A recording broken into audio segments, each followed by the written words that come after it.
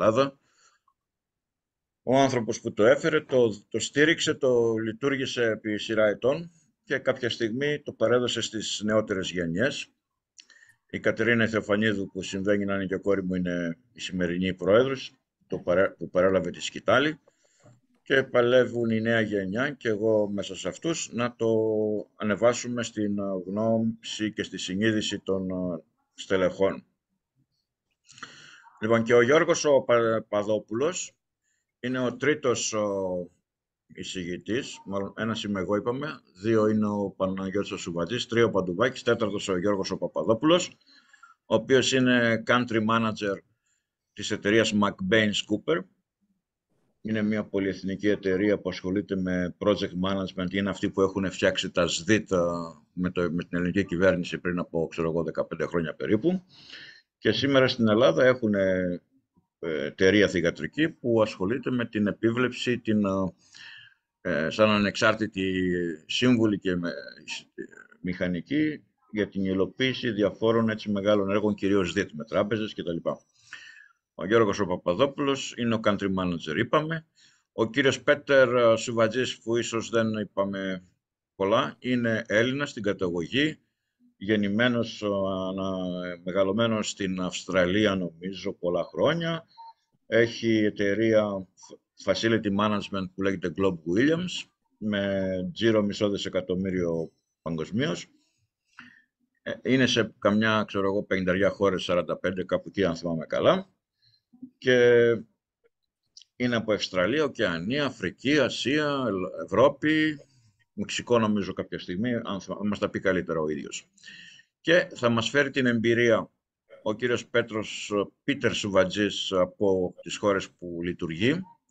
Ο Πάρης Μπαντουβάκης θα μας φέρει την εμπειρία από επίσης χώρες που έχει λειτουργήσει και έχει δουλέψει, Καζακστάν, Ευρώπη, Γερμανία, Αγγλία και άλλες χώρες, Αφρική. Ο Γιώργος ο Παπαδόπουλος το flavor, την ατμόσφαιρα των βρετανικών εταιριών, που όμως δουλεύουν σε πολλές άλλες χώρες, από το Μεξικό μέχρι ευρωπαϊκές χώρες και Ελλάδα. Και εγώ θα σας φέρω εμπειρία από τις δικές μου προϋπηρεσίες σε εταιρείες πολυεθνικές, αμερικάνικες, βρετανικές και αμερικανοβρετονοαυστραλιανή, που ήταν η Bovis Lendlease, και βέβαια την ελληνικά πετρέλαια και την ελληνική αγορά. Αυτά λοιπόν όλα θα τα κάνουμε ένα μείγμα, ώστε ο στόχος ποιος είναι? Τα στελέχη που μας παρακολουθούν ή τα νέα άτομα που τώρα μπαίνουν στην αγορά εργασίας, αν πέσουν πάνω σε κάνα Γερμανό τραφή, σε κάναν Αμερικανό τραφή, σε κάναν Τούρκο, σε κάναν Άραβα, να έχουν 5-6 γνώσεις ποιες είναι οι κουλτούρες του κάθε λαού, της κάθε χώρας. Διότι αν δεν ξέρεις τουλάχιστον τα basics, κινδυνεύεις να σπάσεις το κεφάλι σου στο πρώτο δευτερόλεπτο. Και θα πούμε πολλά παραδείγματα τι τέτοια ατυχήματα γίνανε επειδή κανείς δεν ήξερε μερικά basics. Προφανώς η κουλτούρα δεν είναι ένα πράγμα, δεν είναι μαθηματική εξίσωση που βγάζει, είναι ένα μείγμα διαφόρων πραγμάτων. Εμείς θα μιλήσουμε κυρίως για μερικά χαρακτηριστικά των κουλτουρών, είναι σωστό αυτό, του κάθε χώρου, λαού κτλ. Χωρίς να σημαίνει ότι είναι μαθηματικό αποτέλεσμα, έτσι. Είναι μείγματα, μπορεί να μην ισχύουν σε μερικές περιοχές, είναι σχετικές έννοιες, οπότε μην τα πάρετε της μετρητής και τα εφαρμόζετε παντού. Διότι όπως θα πούμε μετά, λέμε αμερικάνικη κουλτούρα. Ποια είναι η αμερικάνικη? Στην Αμερική υπάρχουν Ιρλανδοί, Γάλλοι, Εγγλέζοι, Αρμένοι, Έλληνες, Τούρκοι, Μεξικάνοι, Ισπανοί, από τις χώρες της Σαχάρας και τι θα πει Αμερικάνος? Απλώς θα προσπαθήσουμε να δώσουμε μια πριτανεύουσα, μια προεξέχουσα κουλτούρα αυτού που λέμε Αμερικάνος, έτσι. Αλλά αν πέσει σε κάποιον Ιρλανδό Αμερικάνο, μπορεί να μην είναι ακριβώς τα χαρακτηριστικά τα ίδια. Άρα, πρώτο μήνυμα, μην τα πάρτε και μετρίζετε όλα αυτά. Λοιπόν, η ώρα είναι, από ό,τι βλέπω, Κλειό, νομίζω πρέπει να ξεκινήσουμε, έτσι. Ναι, ναι, και εγώ αυτό πιστεύω. Απλά να πω λίγο μόνο ότι ο κύριος Σερπάνος δεν κατάφερε να είναι σήμερα μαζί μας λόγω επαγγελματικών υποχρεώσεων στο εξωτερικό.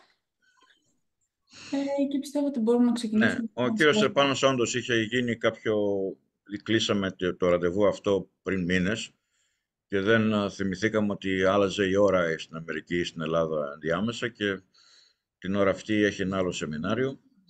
Αλλά μερικά θέματα που θα μας έλεγε ο ίδιος θα σας τα πω εγώ γιατί μίλησα μαζί του, οπότε δεν θα χάσουμε την εμπειρία του όλοι. Ε, αυτή είναι η παρουσίαση όπως βλέπετε, τα 5 θέματα ή οι 5 εισηγητές που θα σας ταλαιπωρήσουν σήμερα. Θέλουμε να είμαστε όσο γίνεται πώς λένε, με bullets έτσι, στις παρουσιάσεις μας, να μην λέμε πολλά πράγματα γιατί ο χρόνος δεν είναι πολύς, ώστε να αφήσουμε χρόνο για σας για ερωτήσεις, για διευκρινήσεις, για εμπειρίες δικές σας και στο τέλος θέλω 5 άτομα, έτσι θα το καθιερώσουμε, από εσάς να βγουν και ο θελός στο βήμα, να ανοίξουν την οθόνη τους και να μας πούνε να κάνουν μια αυτοπαρουσίαση στα πλαίσια του networking. Να μάθουμε 5 άτομα από εσάς. Οπότε, ετοιμάστε 5 πράγματα. Τι είστε, που δουλεύετε, ξέρω εγώ, σε τι θέση, τι σπουδάσατε, τι θέλετε από τη ζωή σας, από την καριέρα σας, από εμάς. Ετοιμάστε 5 πράγματα, ώστε σε 2 λεπτά το πολύ ο καθένας να πει σε μια αυτοπαρουσίαση αυτά τα πράγματα. Λοιπόν, να αρχίσουμε. Ό,τι βλέπω, Κλειό. Ο Ναι, κύριος φυσικά. Μπαντοβάκης μπήκε, το κατάφερε, φαντάζομαι. Εδώ φαίνεται να είναι, δεν ξέρω αν μας ακούει. Δεν βγήκα ποτέ. Εδώ είμαι, Κώστα. Εδώ. Α, εδώ είσαι. Κύριε Μπαντοβάκη, κάτι πήγες να πεις, αλλά δεν το ακούσαμε. Νομίζω είπες ότι τι τα χρειαζόμαστε εμείς αυτά περί project management, αφού εμείς τα κάνουμε όλα με τρόπο δικό μας και συμφέρει. Διότι εμείς φαντάζομαι είμαστε αποδοτικοί στο Γιούρια management. Έτσι. Το Γιούρια management. Και αυτό κάπου κάπου ωφελεί. Έτσι δεν είναι κακό, αλλά καλό είναι να ακολουθούμε και τις βασικές αρχές του project management. Λοιπόν, θα ανεβάσω μια γρήγορη παρουσίαση δική μου, όχι παρουσίαση, πιο πολύ έχω γράψει μερικά tips, έτσι, μερικά πρώτα σχόλια, ώστε να καθοδηγηθούμε στην κουβέντα. Λοιπόν, πέστε μου αν έχει γίνει share Κλειό. Όχι ακόμη.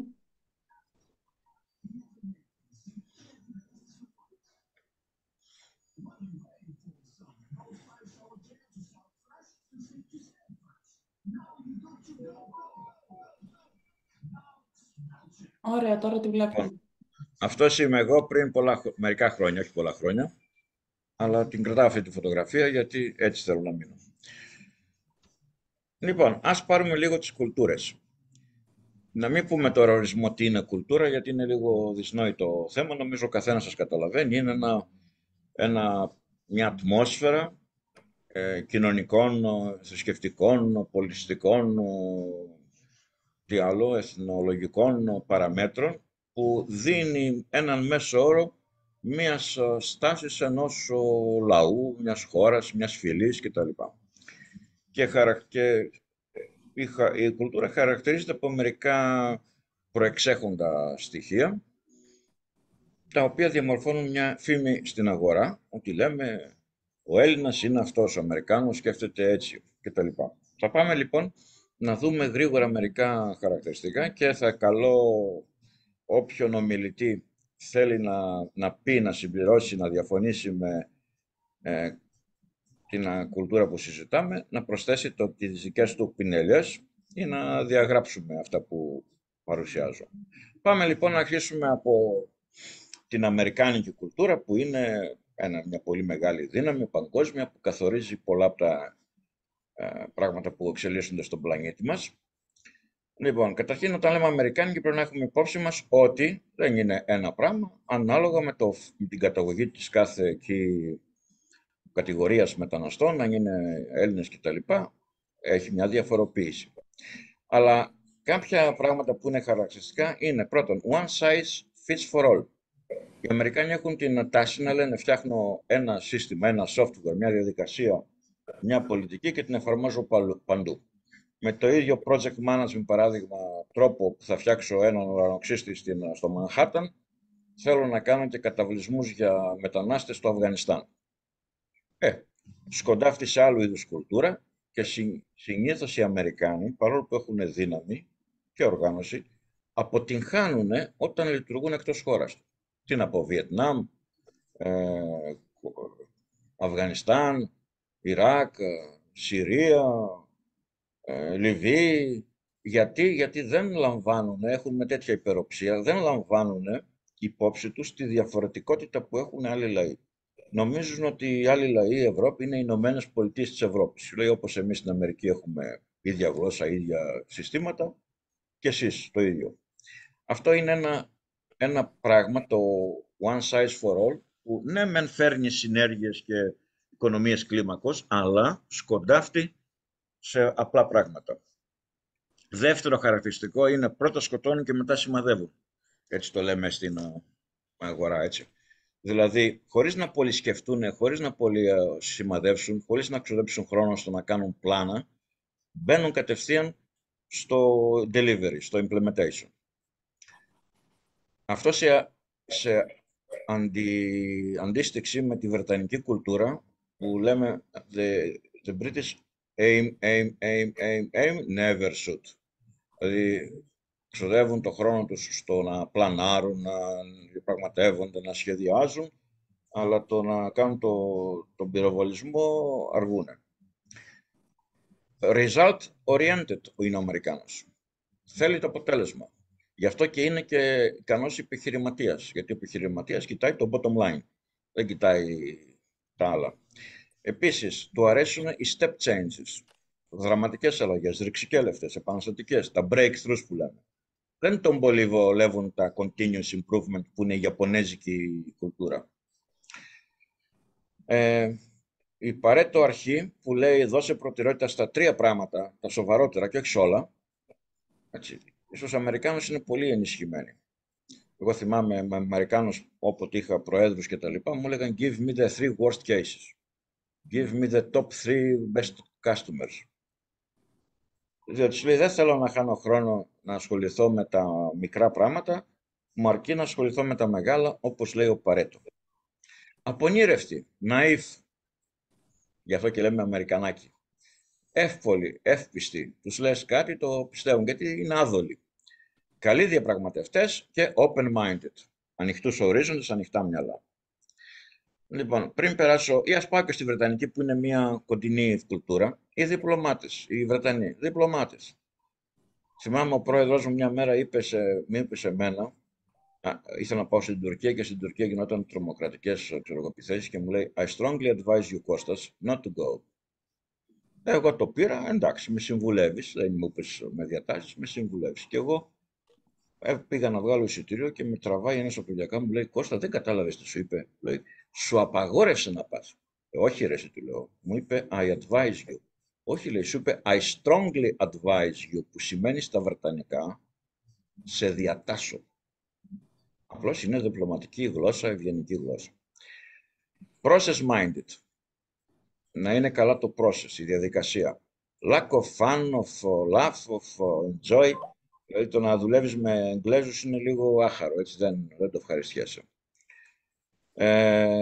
Τυπικοί, μπυροκράτες, λίγο στα οικονομικά έχουν πρόβλημα, δεν ξοδεύουν εύκολα, υπερόπτες, θυμούνται τα περασμένα μεγαλεία της Βρετανικής κοινοπολιτείας και των απικιών και τα θυμούνται και κλαίνουν τώρα και λιγώντας τα ανακλές που λένε. Αυτά λοιπόν είναι μερικά από τα χαρακτηριστικά, κατά τη γνώμη μου, έτσι, σύμφωνα με τις δικές μου τις εμπειρίες. Τώρα δίνω το λόγο σε όποιον από τους 3 κυρίους, Παπαδόπουλος, Σουβατζής, Παντουβάκης, θέλει να διαφωνήσει, να προσθέσει κάτι πάνω σε αυτά. Και εγώ θα πάρω ένα μολύβι και στυλό και να γράφω, μπορεί αυτό να το βελτιώσουμε σαν παρουσίαση.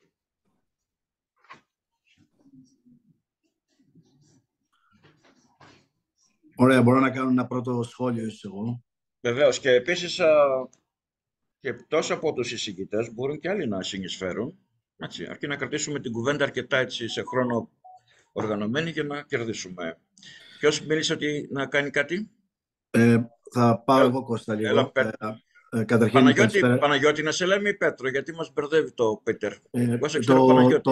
το Πίτερ, και θα πω μια πολύ μικρή ιστορία εδώ. Στην Αυστραλία είναι Παναγιώτης, Παρασκευάς, Πασχάλης, Παντελής και οτιδήποτε άλλο. Να και κάτι καινούργιο που μάθαμε. Στην Ελλάδα έχουμε πάρα πολλά ονόματα που είναι πάρα πολύ δύσκολο να υπάρξει η προφορά τους στην Αυστραλία. Οπότε, και να υπάρξει δηλαδή, θα είναι καλεστραμμένη. Οπότε κολλάμε ένα Πίτερ και τελειώνει η ιστορία. Οπότε είναι Παναγιώτης στην προκειμένη περίπτωση, αλλά εγώ, δόξα τω Θεώ, και των Αγίων Πέτρο και Παύλο παίρνω πάρα πολλές ευχές. Δεν με χαλάει καθόλου. Οπότε 15 Αυγούστου είναι η γιορτή για μένα, γιατί και με τις Παναγίες έχουμε λίγο μπέρδεμα στην Ελλάδα. Πάρα πολλές ημερομηνίες επίσης. Ήθελα δύο πραγματάκια να πω γενικά, πριν έρθω στις δύο αυτές κουλτούρες που ανέφερες. Ίσως και γιατί και εγώ προέρχομαι από μία που είναι κοντινή τους, αλλά με λίγο διαφορετικό background από την Αυστραλία. Καταρχήν, αυτό που η προτροπή που έκανες σε όλους τους συναδέλφους απόψε να μιλήσουν και να εκφράσουν και να πάρουν θέση και να εκφραστούν και να ρωτήσουν άφοβα. Δεν υπάρχει χαζή ερώτηση, καμία. Οπότε οτιδήποτε θέλετε, παιδιά, να ρωτήσετε, είμαστε εδώ να απαντήσουμε. Αυτός άλλωστε είναι και ο σκοπός αυτού του webinar. Επίσης, το webinar καλό είναι να είναι όχι ραδιόφωνο. Καμιά φορά δουλεύουμε, έχουμε και το ραδιόφωνο δίπλα, ακούμε λιγάκι κτλ. Δώστε λίγο έμφαση. Είμαι σίγουρος ότι θα ακούσετε και θα πάρετε πάρα πολλά πράγματα απόψε. Είναι εξαιρετικοί οι ομιλητές όλοι. Εγώ τελευταίος από τους 4-5. Επίσης, το project management, πάντοτε έχουμε project management. Στην καθημερινότητά μας έχουμε, ακόμη και σε μια σταθερή δουλειά που κάνουμε, είναι project management. Αν δεν έχουμε αυτή την αρχή, θεωρώ ότι πολλά πράγματα θα μείνουν ημιτελή. Οπότε, αυτές είναι δύο γρήγορες παρατηρήσεις και να πάμε λίγο στις κουλτούρες. Είναι πάρα πολύ επιτυχημένα τα bullet points, τα οποία ανέφερες, Κώστα. Έτσι ακριβώς συμβαίνει. Βέβαια, σε όλα αυτά υπάρχουν και κάποιες εξαιρέσεις. Αλλά σε γενικές γραμμές είναι χαρακτηριστικά και των δύο, και από τους δύο πολιτισμούς.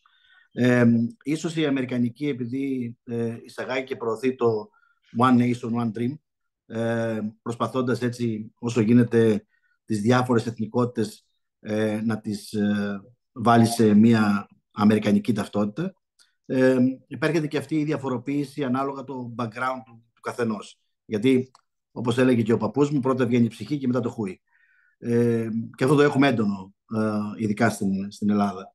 Το δεύτερο κομμάτι έχει να κάνει με το γεγονός ότι η Βρετανική είναι λίγο πιο κοντά στην αυστραλέζικη κουλτούρα. Είναι πολυπολιτισμική. Περισσότερο στο Λονδίνο, θα μας πει και ο κ. Παπαδόπουλος βέβαια, περισσότερο υποθέτω, περισσότερο στο Λονδίνο και στα πολύ μεγάλα αστικά κέντρα, πολύ λιγότερο στην ευρύτερη χώρα, στην επαρχία. Και ακριβώς επειδή έχουν αυτή την προσέγγιση, θεωρώ ότι και οι πολίτες δίνουν περισσότερα πράγματα και στο τέλος καταφέρουν να είναι και πιο ευέλικτοι, πιο flexible. Γενικότερα και οι δύο κουλτούρες είναι flexible. Δηλαδή είναι, όπως είπες, open-minded, είναι ανοιχτοί, ακούνε, μπορεί να είναι υπερόπτες και οι μεν και οι δε, αλλά δεν καταδικάζουν εξορισμού την διαφορετικότητα. Μπορεί να μην την εφαρμόσουν ποτέ στο τέλος, αλλά δεν την καταδικάζουν. Αντίθετα με εμάς τους Βαλκάνιους, που είμαστε πολύ εύκολα να τεντώσουμε το δάχτυλο και στο τέλος συνήθως να κάνουμε αυτό που θέλουν οι άλλοι. Οπότε αυτά τα δύο σημεία από μένα, μέχρι στιγμής εξαιρετική προσέγγιση. Ωραία, πολύ ωραία. Ευχαριστούμε, Πέτρο, Παναγιώτη μάλλον. Γιώργο Παπαδόπουλε, από Λονδίνο, μεριά, τι μας φέρνετε? Καλησπέρα σε όλους και ευχαριστώ πολύ για την πρόσκληση. Εγώ θα ήθελα να εισφέρω δύο πρόσφατες εμπειρίες που έχω από την βρετανική αγορά. Θα συμφωνήσω με τον κύριο Σουφατζή. Όντως υπάρχει μια μορφή υπεροπτισμού, αλλά λόγω της πολυπολιτισμικότητας που υπάρχει στο Λονδίνο και γενικότερα στην χώρα, είναι διατεθειμένοι να σε ακούσουν, αλλά κυρίως και να σε βοηθήσουν. Σε αντίθεση με άλλες βορειοευρωπαϊκές χώρες, οι οποίες μπορεί να μην έχουν την φήμη του υπεροπτισμού, αλλά αντιθέτως όσοι έχουν πρόσφατα δραστηριότητες με τους ίδιους θα έχουν διαπιστώσει ότι οι ίδιοι έμπρακτα είναι υπερόπτες και δεν θέλουν ποτέ να μπουν στη διαδικασία να βοηθήσουν. Οπότε θα έλεγα ότι ναι, έχουν τη φήμη, αλλά δεν έχουν και τη χάρη. Δηλαδή, περισσότερο θέλουν να βοηθήσουν, θέλουν να υποστηρίξουν κάποιες καταστάσεις. Εμένα μου έκανε εντύπωση γιατί, τουλάχιστον στον τομέα των εργασιών που εμείς δραστηριοποιούμαστε, στα έργα συμπράξεων δημοσίου και ιδιωτικού τομέα, αλλά και στις παραχωρήσεις, ήταν πρωτοπόροι στον τρόπο με τον οποίο στήθηκε ο θεσμός πανευρωπαϊκά και όλες οι υπόλοιπες χώρες, και κυρίως του Νότου, Ιταλία, Ισπανία και Ελλάδα, ακολούθησαν το δικό τους το πρότυπο. Και έχω μείνει ουσιαστικά έκπληκτος με το βαθμό της λεπτομέρειας που έχουν στήσει αυτό το θεσμό.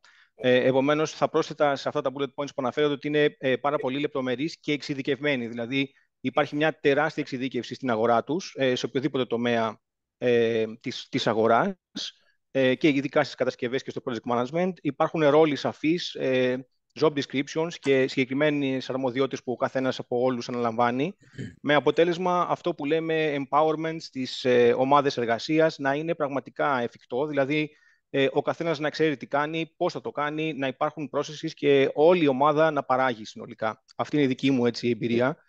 Δηλαδή, Γιώργο, έτσι για να κάνουμε διάλογο, αν εγώ συνεργαστώ με μια εταιρεία εγγλέζικη και τον καλέσω για να στήσουμε το συμβόλαιο εδώ πέρα, πώς θα συνεργαστούμε, και του πω του Εγγλέζου που θα έρθουμε με τον γκρι κουστούμι και τη γραβάτα τη μαύρη και τα παπούτσια εκείνα τα εκνευριστικά τα μαύρα, έτσι τα αυτά, και του πω, ρε φιλαράκο, αδερφέ δικέ μου, πάω να κεράσω ένα τσίπουρο να δεις εδώ τι ωραία που τρώμε στην Ελλάδα, δεν θα του κάνω καλό. Έτσι, γιατί αυτός έρχεται για να εξετάσει λεπτομέρειες, να στήσει συμβόλαιο, να φύγει με ένα αποτέλεσμα. Ενώ εγώ του λέω, έλα ρε αδερφέ, όλα θα γίνουν, μη στεναχωριέσαι. Πάμε για να πιούμε τα τσίπουρά μας τώρα. Το χάλασα. Άμα του χτυπήσω και στην πλάτη μια χειρονομία στην πλάτη που χτυπάμε εμείς οι Έλληνες, έλα δικέ μου, τότε είναι που έγινα εχθρός του. Γιατί ο Εγγλέζος κρατάει αποστάσεις, έτσι. Δεν θέλει να του παραβιάσει την ζώνη τη δική του, την προσωπική. Ενώ ο Έλληνας, άμα αγκαλιαστούμε με έναν Έλληνα, γίναμε φιλαράκια αύριο και συνεργάτες. Νομίζω ότι σε ένα μεγάλο βαθμό ισχύει, αλλά θεωρώ ότι υπάρχει μια διακριτή γραμμή μεταξύ της δραστηριότητας σε επιχειρήσεις και στο πόσο καλά περνάς και συνεργάζεσαι και είσαι φιλικός εκτός επιχειρήσεων και δουλειάς. Νομίζω ότι έχουν μια καλή διακριτή γραμμή μεταξύ και είναι και από τους Ευρωπαίους είναι αυτοί που είναι περισσότερο ανοιχτοί στο να διασκεδάσουν μαζί σου περισσότερο, θεωρώ. Δηλαδή, αν κάνετε το ίδιο ακριβώς σε ένα Γερμανό, θα συνεχίσει να είναι μη διαθέσιμος, ας πούμε, για παράδειγμα, να συμμετέχει, ενώ ένας Βρετανός θα συμμετέχει περισσότερο, με μεγαλύτερη χαρά, θεωρώ. Αυτή τουλάχιστον είναι η δική μου εμπειρία. Για να κλείσω το σχόλιο και να σταματήσω να πολυλογώ, ήθελα να πω ότι μου έκανε φοβερή λεπτομέρεια το πόσο μπροστά είναι η κουλτούρα τους σε επίπεδο ενσωμάτωσης. Και θα ήθελα να αναφέρω μια σύγκριση σε σχέση με την ελληνική πραγματικότητα. Ένα από τα μεγαλύτερα έργα τα οποία κάναμε πρόσφατα με την Βρετανική κυβέρνηση ήταν η κατασκευή κάποιων φυλακών σε διάφορες περιοχές. Η πιο πρόσφατα ήταν το North Kent, μια περιοχή στην Αγγλία. Εκεί λοιπόν ήταν ένα έργο ΣΔΙΤ πολλών εκατομμυρίων και εμείς είχαμε το ρόλο του project manager και του design consultant για τον εργολάβο ο οποίος κατάφερε να κατασκευάσει το έργο, να είναι δηλαδή ο δυτικός φορέας σύμπραξης.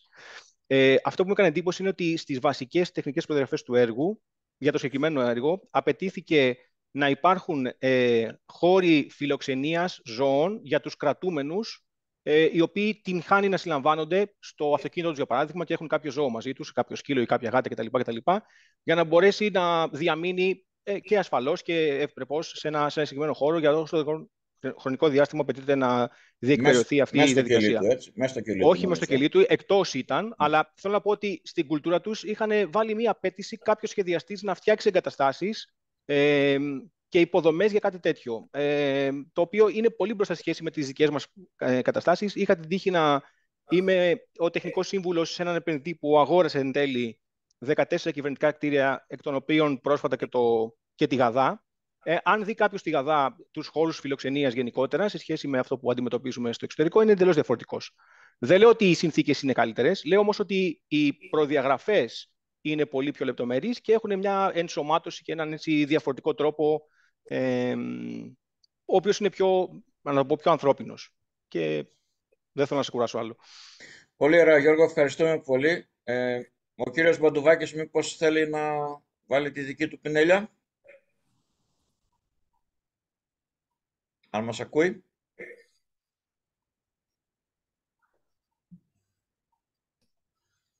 Αν δεν μας ακούει ο κύριος Βατζίβλα που έχει σηκώσει το Ποιος χεράκι. κύριος? Ευχαριστώ, Κλειό. Ήθελα απλά να συμφωνήσω με τον Τζόρτζ και να πω, Κώστα, ότι είναι αστικός μύθος τελικά ότι οι Εγγλέζοι δεν μπορούν να διακρίνουν την διασκέδαση από τη δουλειά. Έχει απόλυτο δίκιο σε αυτό που λέει για τους Βορειοευρωπαίους, οι οποίοι είναι και απόμακροι και σε καμία περίπτωση συνεργάσιμοι. Δύσκολα θα παραδειχθούν ότι κάνουν λάθος.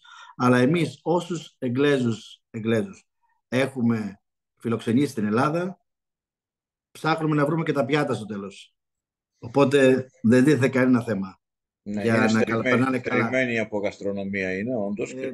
Όντως είναι αυτό ένα θέμα, αλλά γενικότερα, επειδή τους έχω δει και σε άλλες χώρες, εμείς τυχαίνει να είμαστε, όπως είπες, σε 34 χώρες και με πολλούς από αυτούς μπορεί να βρεθούμε και στο Μαρόκο και στην Ιγυρία και στο Λίβανο και στην Ιορδανία.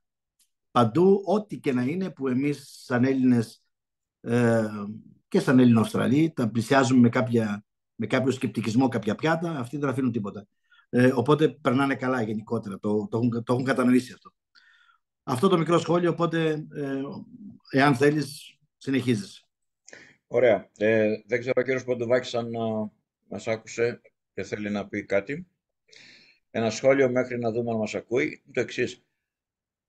Οι κουλτούρες των λαών τα τελευταία χρόνια με την παγκοσμιοποίηση, με το ίντερνετ, με τις παγκόσμιες συνεργασίες πλέον τείνουν να ομογενοποιηθούν σιγά σιγά και ενώ ας πούμε παλιά να το πω σε όρους γαστρονομίας έλεγε κανείς θέλω ψάρι με λαχανικά και άλλος έλεγε θέλω κρέας με ντομάτα ξέρω εγώ. Τώρα έχουν πάνε τα φαγητά αυτά να γίνουν τουρλούμπαξες, δηλαδή πώς να ξεχωρίσει. Αρχίζουμε και βλέπουμε ότι οι Γερμανοί αρχίζουν και γίνονται ψιλολαμόγια, έτσι. Και λέμε Γερμανοί, λαμόγια. Ή λέμε, ξέρω εγώ, οι Γάλλοι, έτσι, οι Άγγλοι αλλιώς. Σιγά σιγά, ακόμα και οι Άραβες που λέγαμε και θα πούμε ότι έχουν κάποιες ειδικές έτσι, χαρακτηριστικές, και αυτοί γίνονται Ευρωπαίοι, γίνονται καπιταλιστές, γίνονται ανοιχτοί. Έτσι λοιπόν στην παγκοσμιοποιημένη αγορά, αυτά τα θέματα της κουλτούρας σιγά σιγά θα είναι πιο soft. Δηλαδή δεν θα είναι όπως ήταν τα προηγούμενα χρόνια αρκετά αιχμηρά. Γι' αυτό ναι, συμφωνώ ότι και Αγγλέζοι από νερόβραστους που τους λέγαμε κάποτε αρχίζουν και αυτοί θερμαίνονται λίγο έτσι. Σιγά σιγά καταλαβαίνουν τι ωραίο που είναι να πίνεις τσίπουρο στην Ελλάδα και αρχίζουν και αγοράζουν και βίλες ξέρω, στη Ρόδο και η ρατιά τους έρχονται εδώ να μείνουν. Πάμε στο... Κύριε Μπαντουβάκη, αν μας ακούσει, είμαστε εδώ.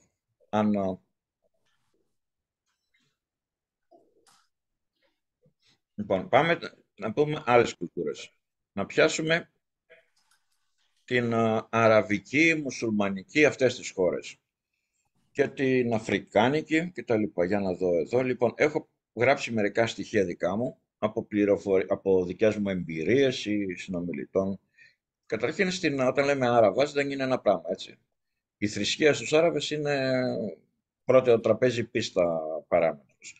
Εκεί χωρίζονται σε Σουίτες και Σιήτες, που είναι μουσουλμάνοι και οι δυο, αλλά σαν να λέμε Παναθηναϊκός Ολυμπιακός. Σκοτώνονται.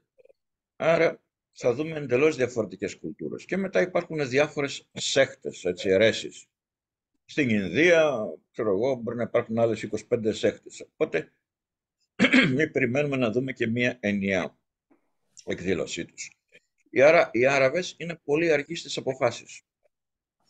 Μάλιστα στην BP, στη Mobile θυμάμαι, όταν κάναμε projects στην Αραβία, λέγαμε συνθηματικά, έχω το project IBM. Ποιο ήταν, ξέρετε, το project IBM? Ότι κάνανε ένα project σε μια χώρα που βασιλεύουν 3 λέξεις. Το Inshallah, που σημαίνει πρώτα ο Θεός ή καλά θα δούμε. Το μπούκρα που σημαίνει θα το δούμε κάποια στιγμή στο μέλλον. Και το μαλές που σημαίνει ξέχασέ το. IBM.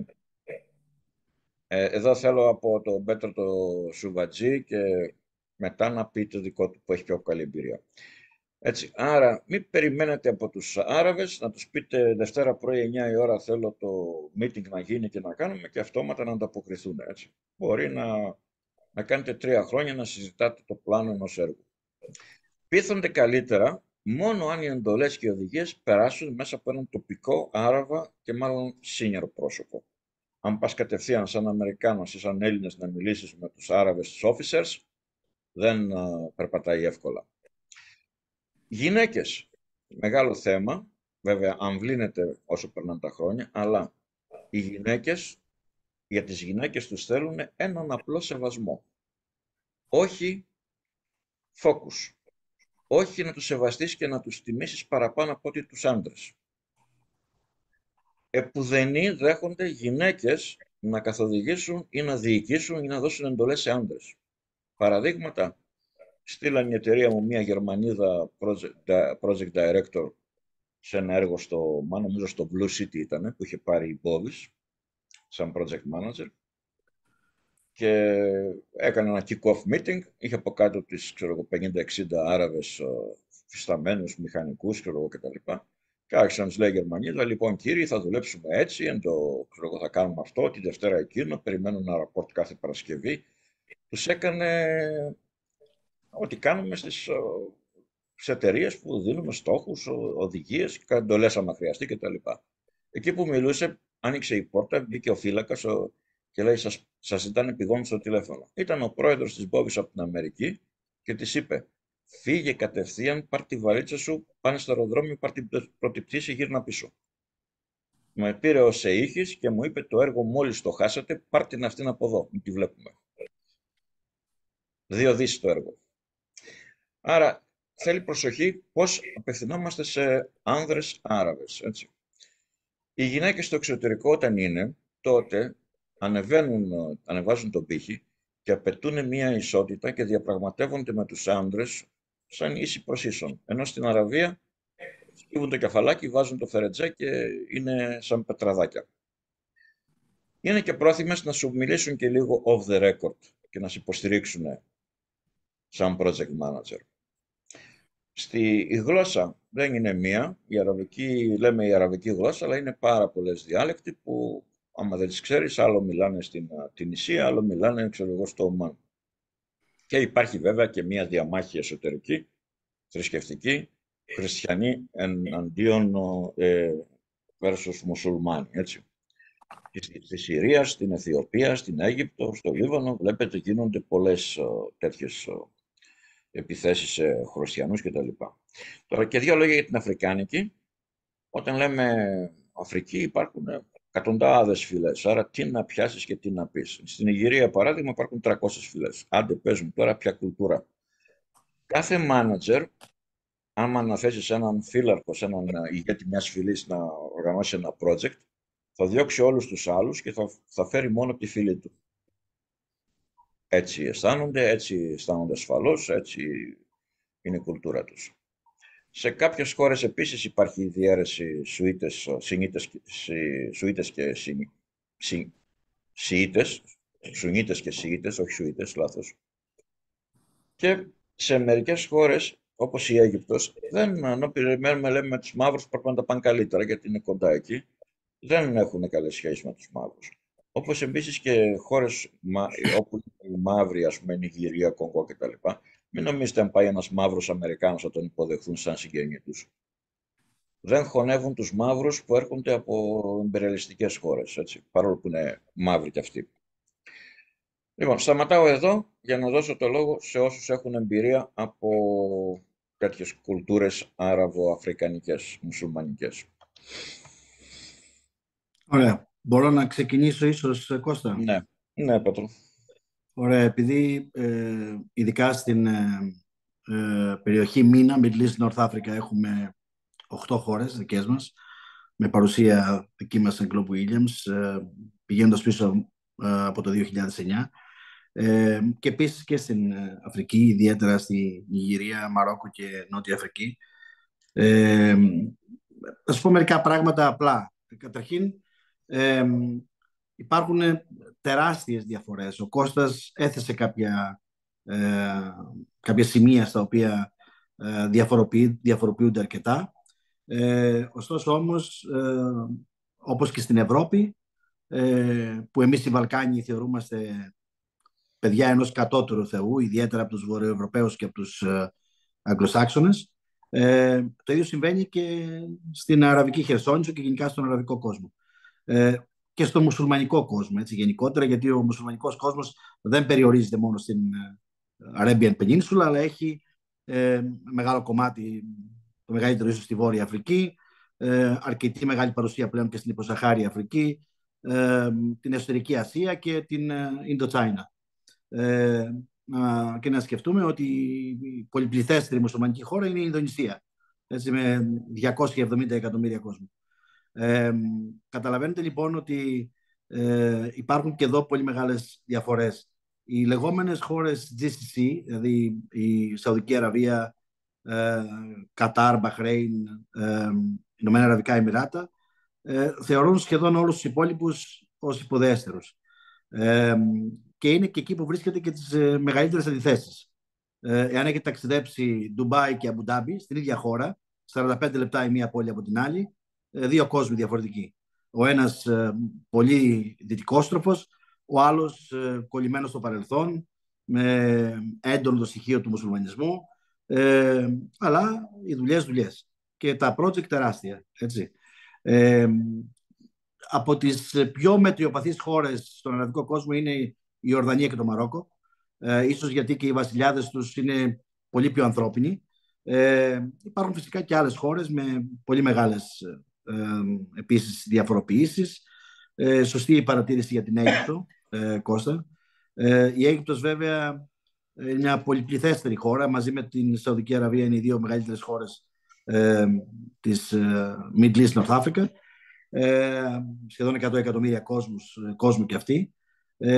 Υπάρχουν οι αφρικανικές μουσουλμανικές χώρες με έντονα στοιχεία του αφρικανισμού, αλλά ταυτόχρονα και της κουλτούρας, της θρησκείας, που συνδυαστικά δεν επιφέρει και τα ταχύτερα αποτελέσματα. Η περίπου παρόμοια είναι σε αυτό που λέμε είναι ερέζια. Αρκετές μουσουλμανικές χώρες εκεί που τελειώνουν σε σταν, να μην τις πούμε τώρα όλες, από Τατζικιστάν, Αζερμπαϊτζάν, Ουσμπεκιστάν και ούτω καθεξής, Πακιστάν κατά κύριο λόγο. Και τέλος υπάρχει μια διαφοροποίηση και στις μουσουλμανικές χώρες της Ασίας, δηλαδή η Μαλαισία και η Ινδονησία, οι οποίες είναι πολύ πιο ήπιες χώρες. Παρά το γεγονός ότι παλιότερα είχαν και έντονο στοιχείο στα όρια της τρομοκρατίας, τα τελευταία χρόνια έχουμε δει τεράστια ανάπτυξη, και είναι σημαντικό να γνωρίζετε ότι πρέπει να σέβεστε απόλυτα την νομοθεσία στις χώρες αυτές.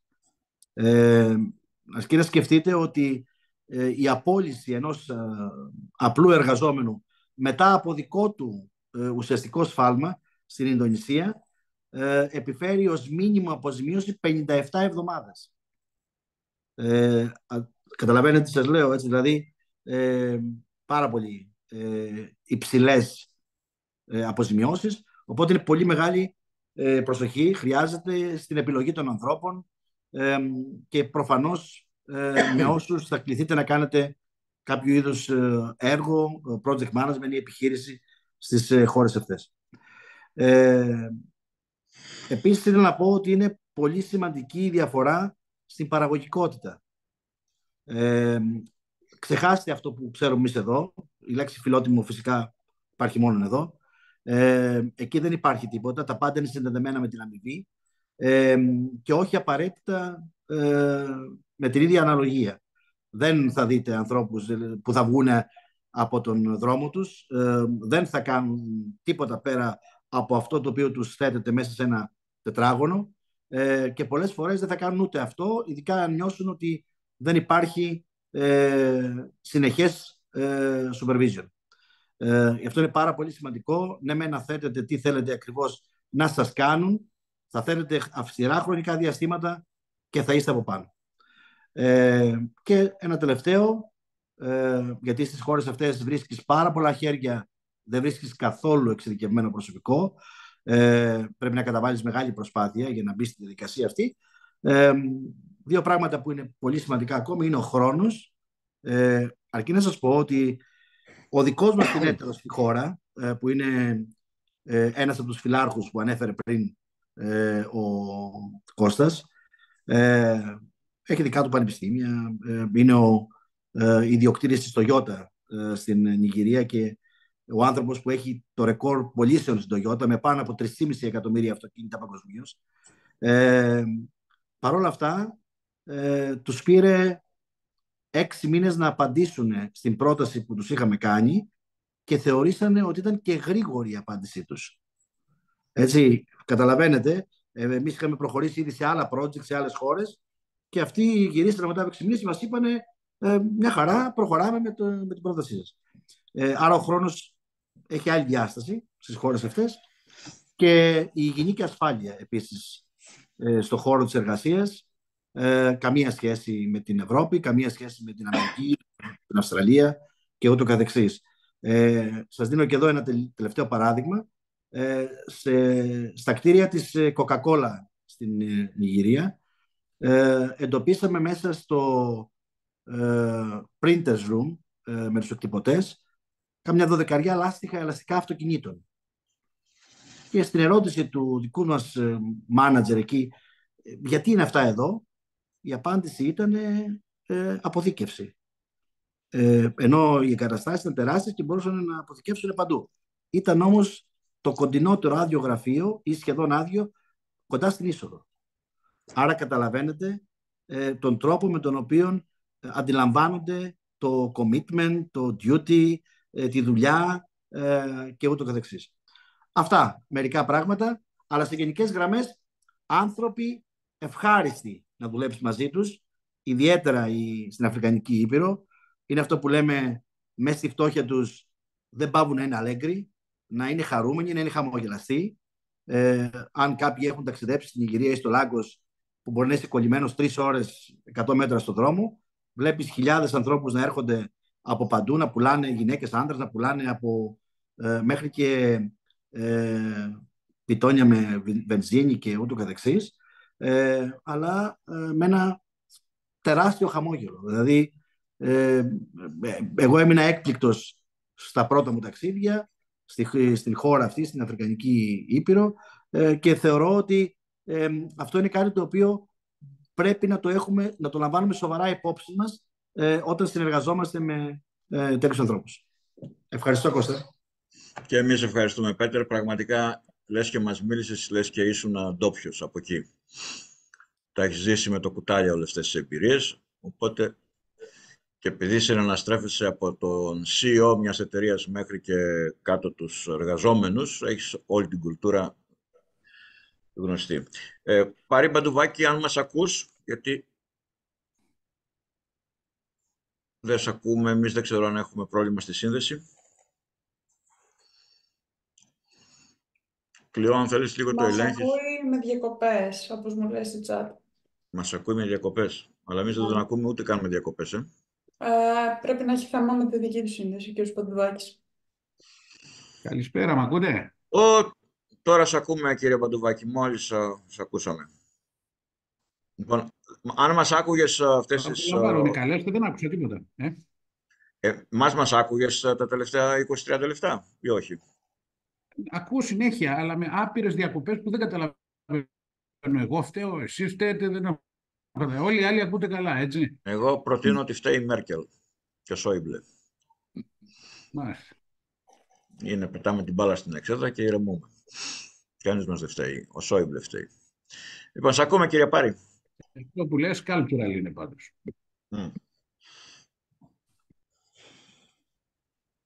Τώρα σε βλέπουμε κιόλας. Λοιπόν, να πω 2-3 πράγματα κι εγώ. Δεν έχω παρουσίαση και δεν θα σας κουράσω καθόλου. Ναι. Αλλά θέλω να πω 2-3 πράγματα. Βεβαίως, όχι 13 θέλουμε να μας πεις. Κοίταξε, για μένα τα θέματα είναι ως εξής. Πρώτον και κυριότερον, πρέπει να μελετήσεις τον πολιτισμό της χώρας που σε απασχολεί. Εκεί που είναι το πρόβλημα είναι τι γίνεται όταν έχεις πολλές κουλτούρες. Εδώ όλοι έχουμε εμπειρίες και άκουσα πολύ ενδιαφέρουσες εμπειρίες. Εγώ θα πω πριν 12 χρόνια που κάναμε το Παγκόσμιο Συνέδριο, είχαμε 55 εθνικότητες και θέλαμε να τιμήσουμε τους Κινέζους.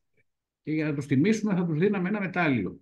Αν θες το πιστεύεις, κάναμε 3 ώρες πρόβες για το πώς θα δώσουμε το μετάλλιο, διότι το μετάλλιο θα πρέπει να κοιτάει προς το μέρος του παραλήπτη, δεν μπορεί να δώσει απλώς το κουτί, πρέπει να το ανοίξεις και να κοιτάει προς το μέρος του και βεβαίως πρέπει να το κοιτάς στα μάτια όταν το δίνεις. Σε αντίθετη περίπτωση είναι μεγάλη προσβολή. Υπάρχουν χώρες που ακόμα και το να αποκαλέσει κάποιον με το μικρό του όνομα θεωρείται προσβλητικό, δεν έχει το δικαίωμα. Όσοι έχετε κάνει στο εξωτερικό, έχετε παρατηρήσει ότι τι συμβαίνει, όσοι είναι από το Χονγκ Κονγκ έχουν ονόματα χριστιανικά και το λένε τον άλλον Τόμας, τον άλλον Τζον και τέτοια. Γιατί δεν κάνει να σου πει το όνομά του. Άρα τα πολιτισμικά πράγματα είναι πολύ σημαντικά. Μ' άρεσε ιδιαίτερα η ιστορία αυτό με τη Σαουδική Αραβία και πράγματι πάρα πολλά θέματα cultural έχουμε με τις αραβικές χώρες. Ένα άλλο παράδειγμα, ας πούμε, για να περάσουμε στο επόμενο θέμα μου, είναι το θέμα του leadership, της καθοδήγησης. Στείλανε ένα manager, αυτή τη φορά άντρα, σε μια αραβική χώρα, στο Ομάν, αν θυμάμαι καλά, ο οποίος είχε συνηθίσει σε δημοκρατικό τρόπο διοίκησης. Οπότε πήρε την ομάδα του και είπε, παιδιά, να συζητήσουμε πώς θα κάνουμε τις διάφορες ενέργειες που έχουμε να κάνουμε για το έργο. Αυτό είναι ακριβώς αυτό που διδάσκουμε και στο IPMA, ότι η ομάδα έργου ετοιμάζει το εγχειρίδιο και κάθεται μαζί και αποφασίζει, και αυτό μάλιστα το θεωρούμε πολύ σημαντικό, γιατί έτσι επιτυγχάνεται η δέσμευση ενός εκάστου της ομάδας στην επίτευξη των στόχων. Όμως στην Αραβία τα πράγματα δεν είναι έτσι. Ο ηγέτης είναι αυτός που δίνει εντολές. Λέει, εσύ θα κάνεις, λίγο στρατιωτικού τύπου, εσύ θα κάνεις αυτό, εσύ το άλλο και εσύ το τρίτο. Οι Άραβες λοιπόν, μόλις βρέθηκαν αντιμέτωποι με το participative management, σηκωθήκαν και φύγανε, δεν ξέραν πώς να αντιδράσουν. Επίσης αντιλαμβάνεστε πώς παρεξηγήσεις μπορεί να συμβούν, ακριβώς για λόγους cultural. Το cultural λοιπόν, το πολιτισμικό θέμα, πρέπει κανείς να το δει, όχι μόνο, για παράδειγμα, δεν ξέρω αν αναφέρθηκε, να δώσεις το αριστερό σου χέρι για να χαιρετήσεις συνδό. Είναι η μέγιστη προσβολή που μπορείς να του κάνεις. Έτσι. Και μετά βεβαίως έχουμε το εστράπελο που διόρθωσε με Κώστα, γιατί εγώ δεν τ' άκουσα, που χαιρετάμε με 5 δάχτυλα ανοιχτά προς την άλλη μεριά. Δεν ξέρω τι κάνουν οι πολιτισμικές διαφορές, αλλά εγώ θυμάμαι στην Αγγλία οι Έλληνες που πάνε χαίρονται να μουτζώνουν τους αστυνομικούς, διότι οι αστυνομικοί νομίζουν ότι τους χαιρετάνε, έτσι. Και βεβαίως το περίφημο σύμβολο του 2, που αλλιώς το κάνουμε στην Ελλάδα, αλλιώς στην Αμερική. Και τέλος πάντων, εγώ έχω καταλάβει εκ της εμπειρίας, καλό όταν θες να δείξεις 2, να το δείχνεις με κλειστά δάχτυλα και να κοιτάς σωστά, διότι αλλιώς μπορεί ο άλλος να παρερμηνεύσει και να καταλάβει κάτι πάρα πολύ διαφορετικό. Όμως το θέμα του multicultural κάνει τα πράγματα πιο δύσκολα, γιατί δεν έχεις μόνο μία κουλτούρα, έχεις πολλές και πρέπει να ισορροπήσεις ανάμεσα σε αυτές. Αυτό συμβαίνει σε συνέδρια, σε έργα πολύπλοκα που έχουν από πολλά έθνη διαφορετικά. Τα καλά νέα εδώ είναι ότι οι κουλτούρες των ανθρώπων αρχίζουν και συγκλίνουν. Δηλαδή, να πω μια πολιτισμική διαφορά που την ξέρουμε όλοι και ας μην την καταλαβαίνουμε. Ενώ στο δυτικό κόσμο έχουμε συνηθίσει σε χαιρετισμό μέσω χειραψίας, είναι στάνταρ τρόπος χαιρετισμού, στις ασιατικές χώρες χαιρετούν σταυρώντας τα χέρια κάτω από το πηγούνι ή κάνοντας ελαφρά υπόκληση. Πρέπει να σας πω και τις υποκλήσεις με τους Κινέζους και με τους Ιάπωνες θέλει προπόνηση, δεν είναι τόσο απλό όσο φαίνεται. Δεύτερο θέμα είναι το θέμα του φαγητού. Σε κάποιες χώρες, αν αδειάσει το πιάτο σου, μεταξύ αυτών και της Τουρκίας, θεωρείται ότι πεινάς. Οπότε θα σου δίνουν να πίνεις ή να τρως μέχρι να πεις ανάθεμα, δεν μπορώ άλλο. Αλλά αν πεις ότι δεν μπορείς άλλο, και αυτό είναι προσβολή. Λοιπόν, τα θέματα είναι σύνθετα. Ευτυχώς όμως με την πάροδο των χρόνων οι κουλτούρες αρχίζουν και συγκλίνουν. Τα καλά της παγκοσμιοποίησης είναι ότι υπάρχει περισσότερη κατανόηση σε διαφορετικές κουλτούρες και από τις δύο μεριές, και από τον επισκέπτη και από αυτόν που δέχεται κάτι. Εδώ θέλω να αναφερθώ σύντομα και είμαστε και λίγο IPMA, στο ότι το IPMA δίνει ιδιαίτερη σημασία στο diversity, στη διαφορετικότητα και στην κουλτούρα. Και αυτό το κάνει μέσω competencies μέσω στοιχείων επάρκειας, τόσο στην ενότητα των perspective, δηλαδή της προοπτικής, εκεί που μιλάει για culture και values, εκεί βάζει και τη διάσταση ότι πολιτισμικές διαφορές έχουμε οι άνθρωποι και στην ίδια χώρα, γιατί έχουμε διαφορετικές πεποιθήσεις. Βλέπετε αυτό με τους γάμους των ομοφύλων και την τεχνοθεσία, σε μία χώρα βρισκόμαστε, πόσες διαφορετικές αντιλήψεις έχει. Και άλλα λένε αυτοί από τη θρησκεία ή από την εκκλησία και άλλα από το άλλο. Και βεβαίως έχει τουλάχιστον δύο στοιχεία επάρκειας στην ενότητα άνθρωποι. Μην ξεχνάτε ότι το project management γίνεται για, μέσω και διά ανθρώπων. Δηλαδή στην πραγματικότητα project management σημαίνει διαχείριση ανθρώπων. Και άρα οι δύο ενότητες είναι η ομαδική εργασία και η προσωπική επικοινωνία, το personal communication. Σε αυτές τις ενότητες, αν διαβάσετε τα στοιχεία του ICB, μπαίνουν πολλές διαστάσεις για τον τρόπο του χειρισμού. Τι δεν βάζει επαρκώς, κατά την άποψή μου, το ICB? Τα θέματα leadership, τα θέματα καθοδήγησης.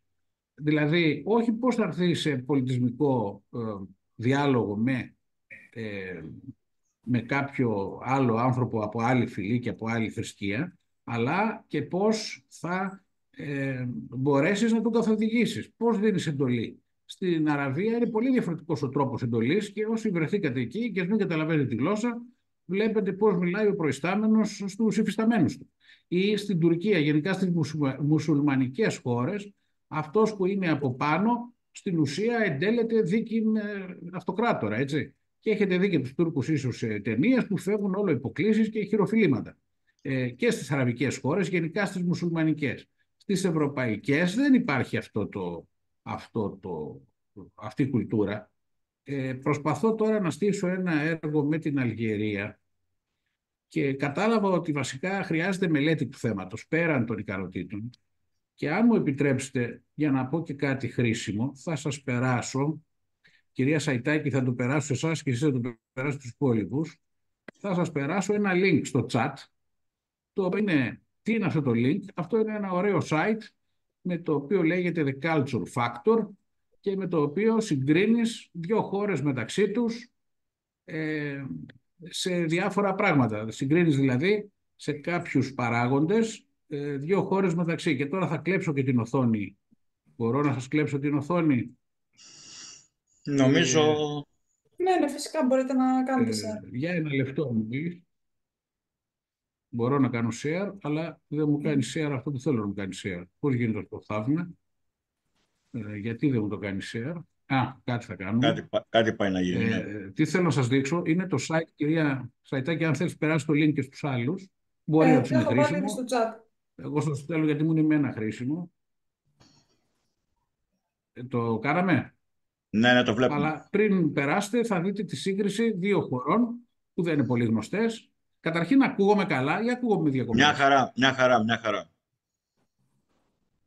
Ωραία, γιατί εγώ σας ακούω με διακοπές, ιδιαίτερα τον κύριο Θεοφανίδη, και άρα μιλάει, δεν μιλάει. Λοιπόν, συγκρίνω δύο χώρες, Αλγερία και Ελλάδα. Μην μου πείτε, ξέρετε την Αλγερία. Βλέπετε το power distance με το πορτοκαλί είναι η Αλγερία, με το πράσινο η Ελλάδα. Οι Αλγερινοί λοιπόν έχουν μεγαλύτερη απόσταση. Πόσο ατομιστές είμαστε.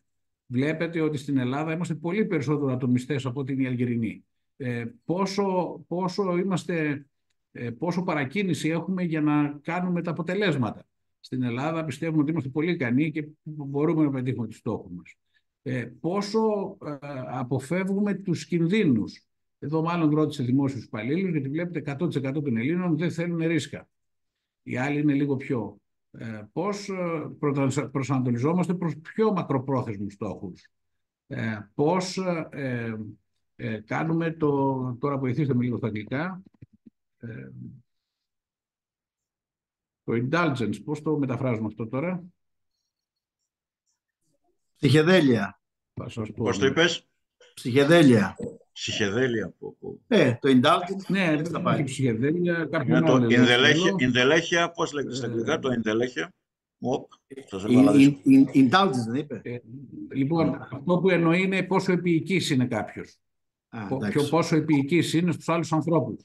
Βλέπετε, σας έλεγα το πιο αριστοκρατικό τρόπο διοίκησης που έχουν οι αραβικές χώρες σε σχέση με την Ελλάδα. Εδώ φαίνεται ότι εντάξει δεν είμαστε και 100% Ευρωπαίοι. Αν το συνέκρινα εδώ με μια άλλη χώρα πιο δυτική, αυτό μπορεί να βγαίνει και πιο ψηλά.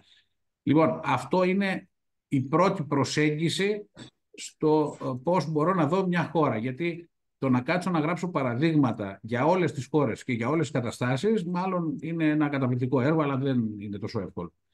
Το ένα θέμα είναι αυτό. Το δεύτερο που εγώ χρησιμοποιώ πάρα πολύ και νομίζω μπορώ να αφήσω τώρα την οθόνη μου, το link θα το πάρετε, αν δεν το έχετε πάρει ήδη.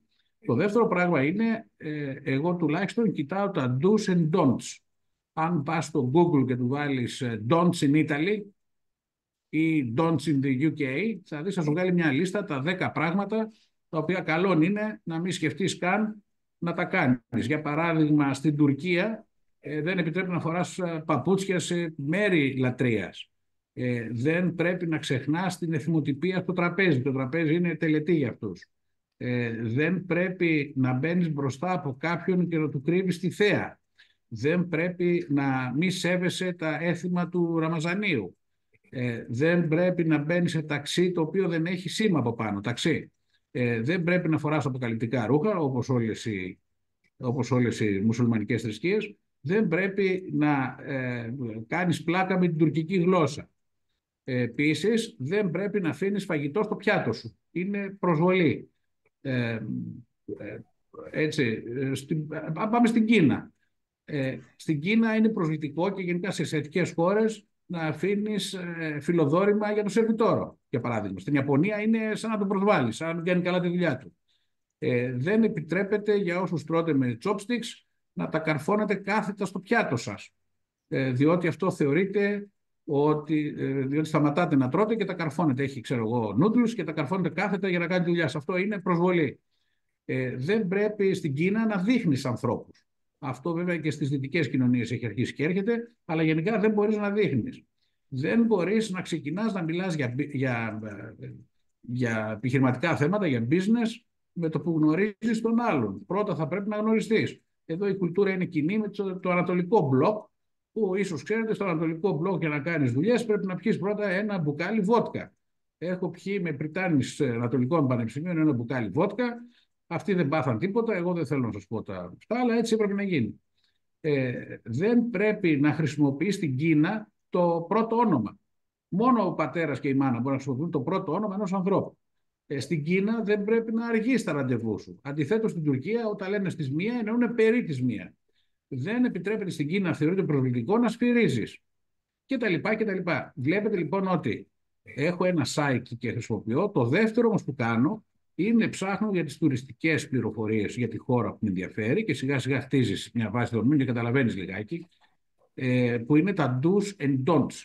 Αν βάλεις don'ts in USA στο Google ή don'ts in USA in China ή όποια άλλη χώρα σε ενδιαφέρει, θα δεις μερικά πράγματα, μερικά από τα οποία ίσως δεν τα φαντάζεσαι. Έτσι.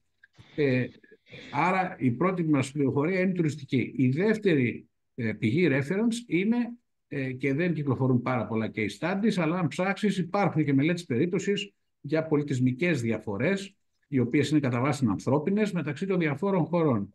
Και το τρίτο βέβαια θέμα είναι η εμπειρία. Σε αυτά, αν θέλεις να τα κάνεις με οργανωμένο τρόπο, ένα καλό πλαίσιο για να τα χρησιμοποιήσεις όλα αυτά είναι οι επάρκειες του IPMA και συγκεκριμένα σας είπα τις 3, ένα το perspective και 2 από τον ανθρώπινο παράγοντα. Έχω μια ερώτηση νομίζω από την κυρία Μαρμαρίδου. Καλησπέρα σας. Σχετικά με αυτό που αναφέρετε για την χρήση του μικρού ονόματος στην από Ανατολή, η Ιαπωνία, Κίνα κλπ. Ναι. Είναι και πολύ πρακτικά, στο πω engineered, το να δεν δίνουν αυτό το περιθώριο εκ των πραγμάτων, γιατί όταν συστήνονται λένε πρώτα το επώνυμο και μετά το όνομα, το μικρό όνομα, κάτι το οποίο στις δυτικές χώρες δεν το γνωρίζουμε, δεν είναι ευρέως γνωστό σαν πληροφορία.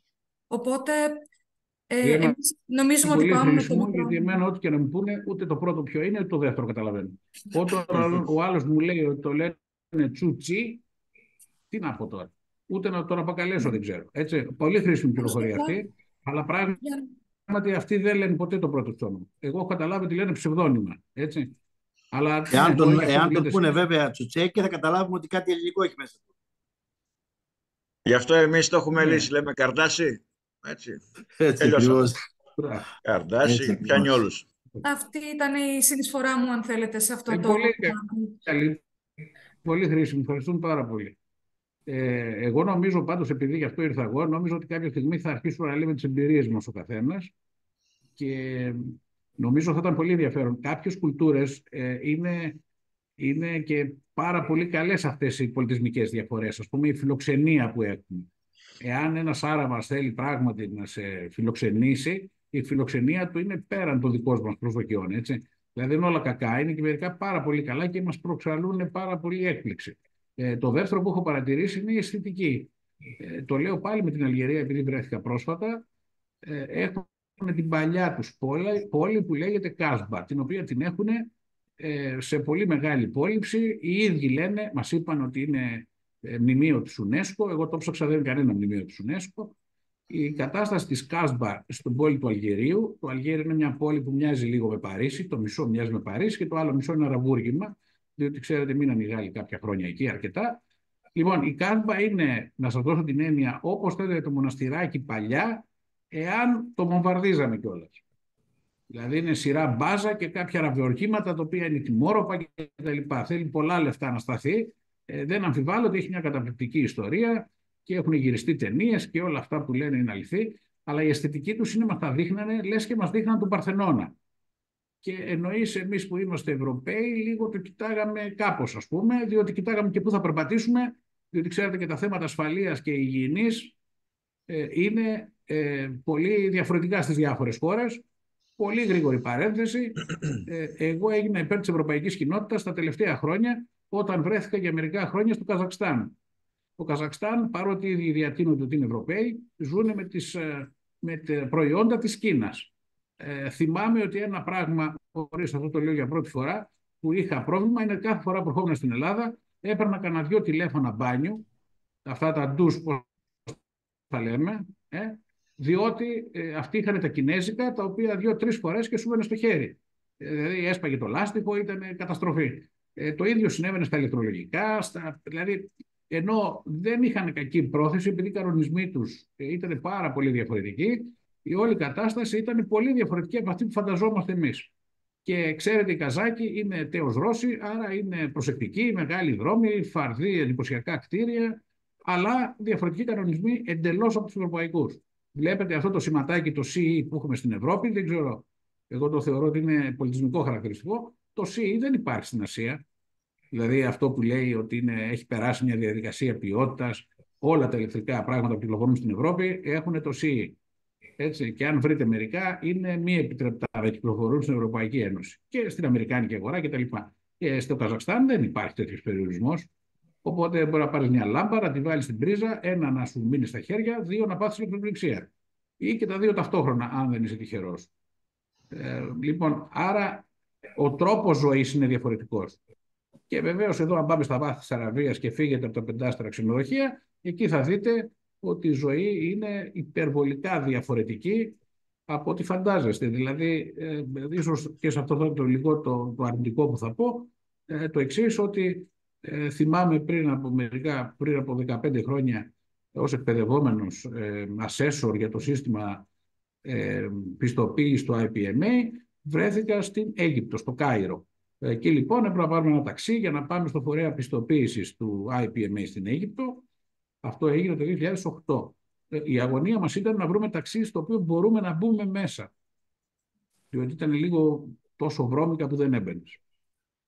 Τα χρόνια περάσανε, 15 χρόνια αργότερα βρέθηκα στην Αίγυπτο για να κάνω validate το φορέα πιστοποίησης της Αιγύπτου που έχει ανδρωθεί από τότε βεβαίως και μάλιστα είναι και regional CB. Regional CB σημαίνει ότι προσφέρει πιστοποίηση και σε άλλες αραβόφωνες χώρες. Τα πράγματα έχουν βελτιωθεί σχετικά, όχι τόσο πολύ όσο θα θέλαμε. Διότι, ξέρετε, έχουμε και τις επαναστάσεις που γίνονται, έχουμε τις διαφοροποιήσεις κυβερνήσεων και αντιλήψεων και πράγματα που κάποτε ήταν ανοιχτά. Θυμίζω ότι η Αίγυπτος πριν πολλά χρόνια, που είχε και πολλούς Έλληνες, είχε έναν ευρωπαϊκό προσανατολισμό και οι Αιγύπτιοι ήσαν πολύγλωσσοι. Σήμερα δεν νομίζω ότι υπάρχουν πολλοί που μιλάνε τίποτα άλλο πέραν των Αγγλικών και αυτών σε καμία με καμία σχέση με αυτά των παλιών Αιγυπτίων που μιλάγανε 5-6 γλώσσες ο καθένας. Αλλάζουν οι κοινωνίες, αλλάζει ο τρόπος που συμπεριφέρονται και άρα η Αλγερία που αναφέρθηκα προηγούμενα, οι Αλγερινοί νιώθουν ότι είναι λίγο Γάλλοι. Δηλαδή, καλά, τα γαλλικά είναι η πρώτη τους γλώσσα, τα γαλλικά είναι η γλώσσα των πανεπιστημίων, γαλλικά μιλάνε και στο σπίτι τους, τα αραβικά είναι για ειδικές περιπτώσεις. Τουλάχιστον 6-7 εκατομμύρια Αλγερινών ζουν στη Γαλλία και νιώθουν Γάλλοι. Έτσι. Και όμως είναι Αλγερινοί, δηλαδή είναι, νομίζω, ενδιαφέρουσα κατάσταση. Κώστα, δεν ξέρω αν κούρασα, γιατί έχω το κακό ότι μεγαλώνοντας μιλάω πολύ. Πόσο μεγάλωσες, δεν νομίζω, μια χαρά μου φαίνεσαι. Μικρός μου φαίνεσαι, δεν ξέρω, πέφτω έξω. Λοιπόν, να περάσουμε τώρα λίγο σε πιο ευρωπαϊκό περιβάλλον. Δεν ξέρω αν βλέπετε την παρουσίαση αυτή που έχω μπροστά και που λέει γερμανική. Δεν φαίνεται έτσι. Ας χάσουμε λίγο τους φίλους μας τους Γερμανούς. Εγώ έτσι με κάθε σεβασμό στους Γερμανούς και με κάθε περιθώριο να κάνω και λάθος, γιατί αλλάζουν τα πράγματα όπως είπαμε, το Uber alles είναι χαρακτηριστικό των Γερμανών. Πάνω από όλους. Το Ordnung, έτσι, η τάξη, έτσι, είναι επίσης ένα χαρακτηριστικό. Όλα πρέπει να είναι σε πλήρη τάξη.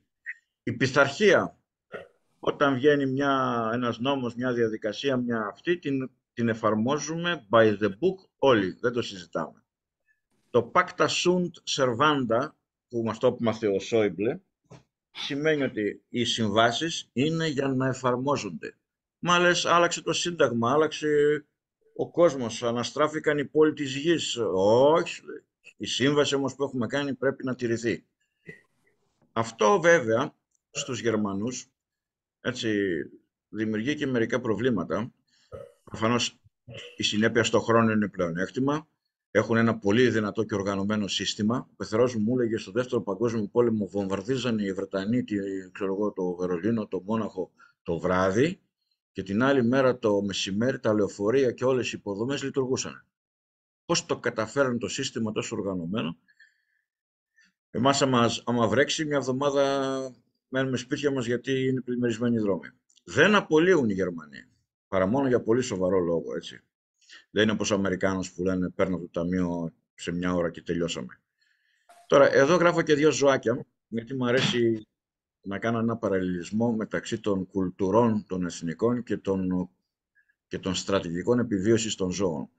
Οι Γερμανοί προσομοιάζονται με ρινόκερους και ήενες. Ο ρινόκερος έχει τα εξής χαρακτηριστικά. Έχει μπροστά ένα κέρατο στο κεφάλι του, τη μύτη αυτό το κέρατο, και άμα βάλει στο μυαλό του να πάει προς μια κατεύθυνση, ο ρινόκερος τρέχει με σκυμμένο το κεφάλι, μπορεί να βλέπει ένα ντουβάρι μπροστά του, να πλησιάζει στα 10 μέτρα, στα 5 μέτρα, στα 2 μέτρα, δεν θα αλλάξει, θα πάει εκεί και το σύνδρομο του Γερμανού είναι ότι, όπως του ρινόκερου, ότι θα πεθάνει επειδή το κέρατό του θα βυθιστεί μέσα στον εγκέφαλό του.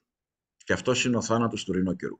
Από την υπερβολική πεισμονή και επιμονή σε κάτι, παρόλο που έχουν αλλάξει οι συνθήκες. Να πω παραδείγματα. Δεύτερος Παγκόσμιος Πόλεμος. Εκεί επιμέναν μέχρι που καταστράφηκαν.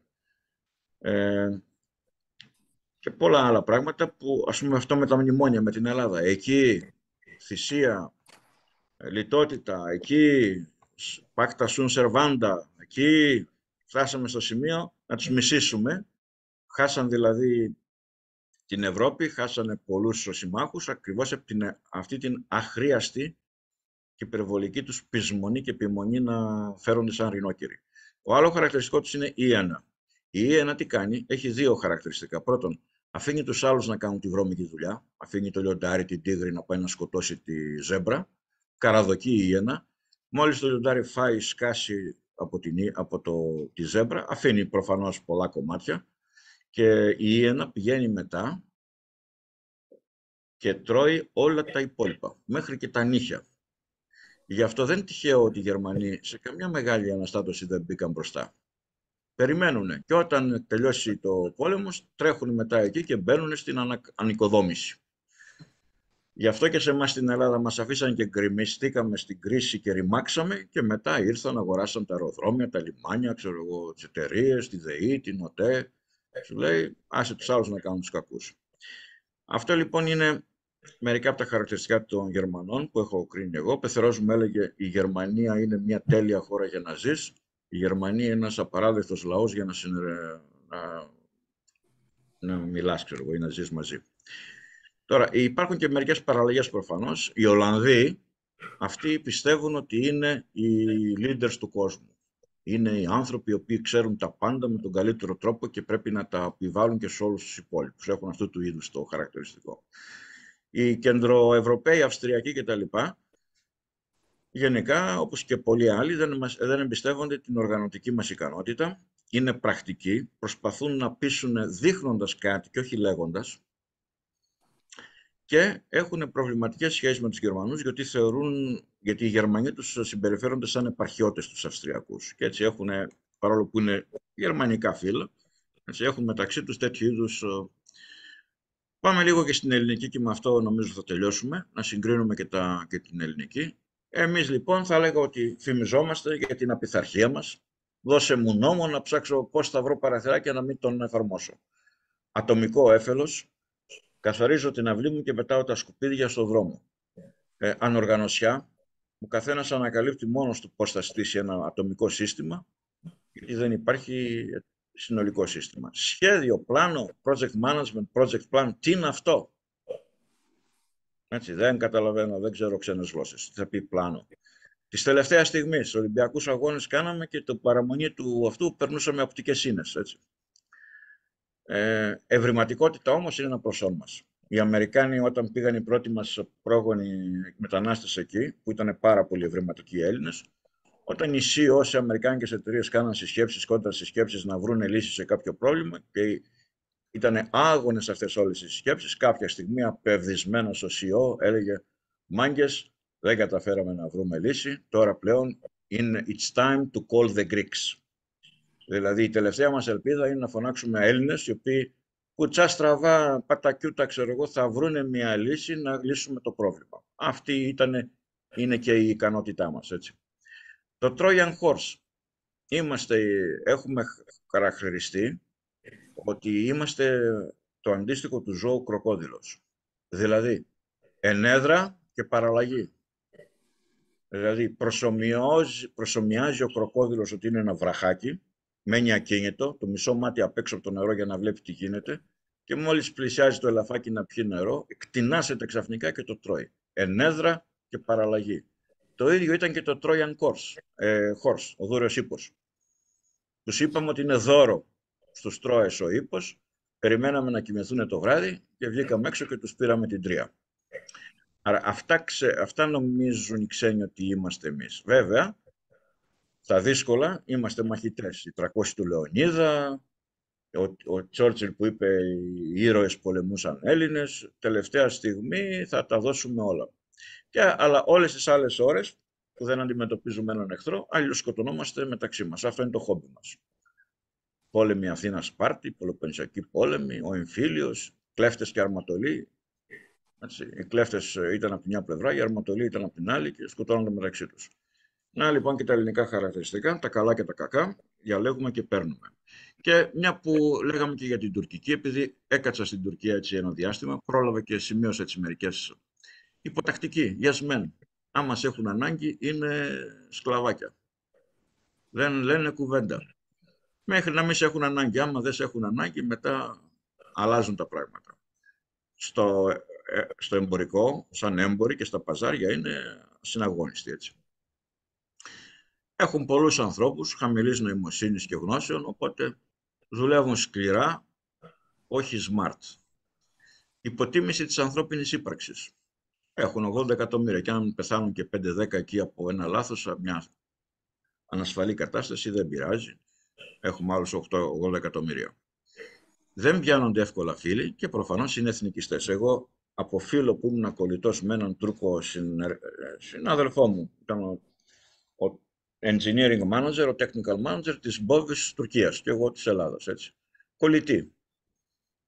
Σταμάτησε να μην μιλάει, γιατί μια μέρα εκεί που μιλούσαμε, του είπα, εσύ στο Κουρδιστάν τι γίνεται? Εγώ τότε αθώος νόμιζα ότι το Κουρδιστάν είναι έτσι μια περιοχή, τη λέμε Κουρδιστάν όπως εμείς. Μου λέει, μην ξαναπείς Κώστα αυτή τη λέξη ποτέ μπροστά μου, αν θες να σου μιλάω. Από τότε δεν με ξαναμίλησε. Άντε τώρα να μην το ξέρεις αυτό και να πεις έναν Τούρκο το Κουρδιστάν. Έτσι. Είναι σαν να μας πούνε εμάς η Μακεδονία. Έτσι. Πιο απλό βέβαια είναι σε εμάς, δεν θα σκοτωθούμε. Αυτά λοιπόν, και κλείνω με αυτά τα tips πάνω στην ελληνο-τουρκο-γερμανική έτσι κουλτούρα. Ποιος θέλει να συμπληρώσει από τους συγγητές και από τους ακροατές μας, έτσι. Για μένα, αν μου επιτρέπετε, Κώστα, θα ήθελα να ακούσουμε λίγο τα νέα παιδιά. Προφανώς βλέπω εδώ ότι υπάρχει... Θα το κάνουμε αμέσως αυτό τώρα, ναι. Υπάρχει ενδιαφέρον, δηλαδή έχουν κάνει πράγματα, έχουν ταξιδέψει πολύ αυτές τις μέρες, αυτά τα χρόνια. Θεωρώ ότι, και επειδή αυτά που ανέφερες τώρα είναι πολύ κοντινά εδώ, δεν είναι τόσο μακρινά όσο άλλοι ήπειροι, θεωρώ ότι είναι σημαντικό να ακούσουμε πράγματα. Εγώ 2 λογάκια μόνο θέλω να πω. Έχεις παρουσιάσει εξαιρετικά καλά τα κύρια χαρακτηριστικά όλων αυτών των πολιτισμών ή των χωρών γενικότερα, γιατί μια επικάλυψη υπάρχει, ένα overlapping, αφού ζούμε σε αυτές τις χώρες, και με δεδομένο ότι ερχόμαστε όλο και πιο κοντά. Δηλαδή βλέπουμε πολλά πράγματα από τις κουλτούρες να διαχέονται πολύ πιο εύκολα αυτές τις μέρες, να επικοινωνούνται και πολλές φορές πολλά να γίνονται και αποδεκτά. Συμφωνώ. Εγώ ήθελα να πω 2 λόγια για την ελληνική κουλτούρα. Εμείς καταρχήν και σαν εταιρεία με 28.000 εργαζόμενους παγκοσμίως, όπου βρούμε ευκαιρία να έχουμε κάποιον Έλληνα μαζί μας, θα τον προτιμήσουμε. Γι' αυτό και στην Ιγυρία και στην Ταϊλάνδη και σε άλλες πιο κοντινές χώρες έχουμε Έλληνες στο top management. Είναι πραγματικά άνθρωποι που θα βρουν τη λύση, θα κόψουν τη γωνία όπου χρειάζεται για να είναι πρακτικοί, αλλά υπάρχουν βέβαια και το ίδιο του Έλληνα που δεν αλλάζει εάν κινηθεί και εκτός ελληνικής επικράτειας.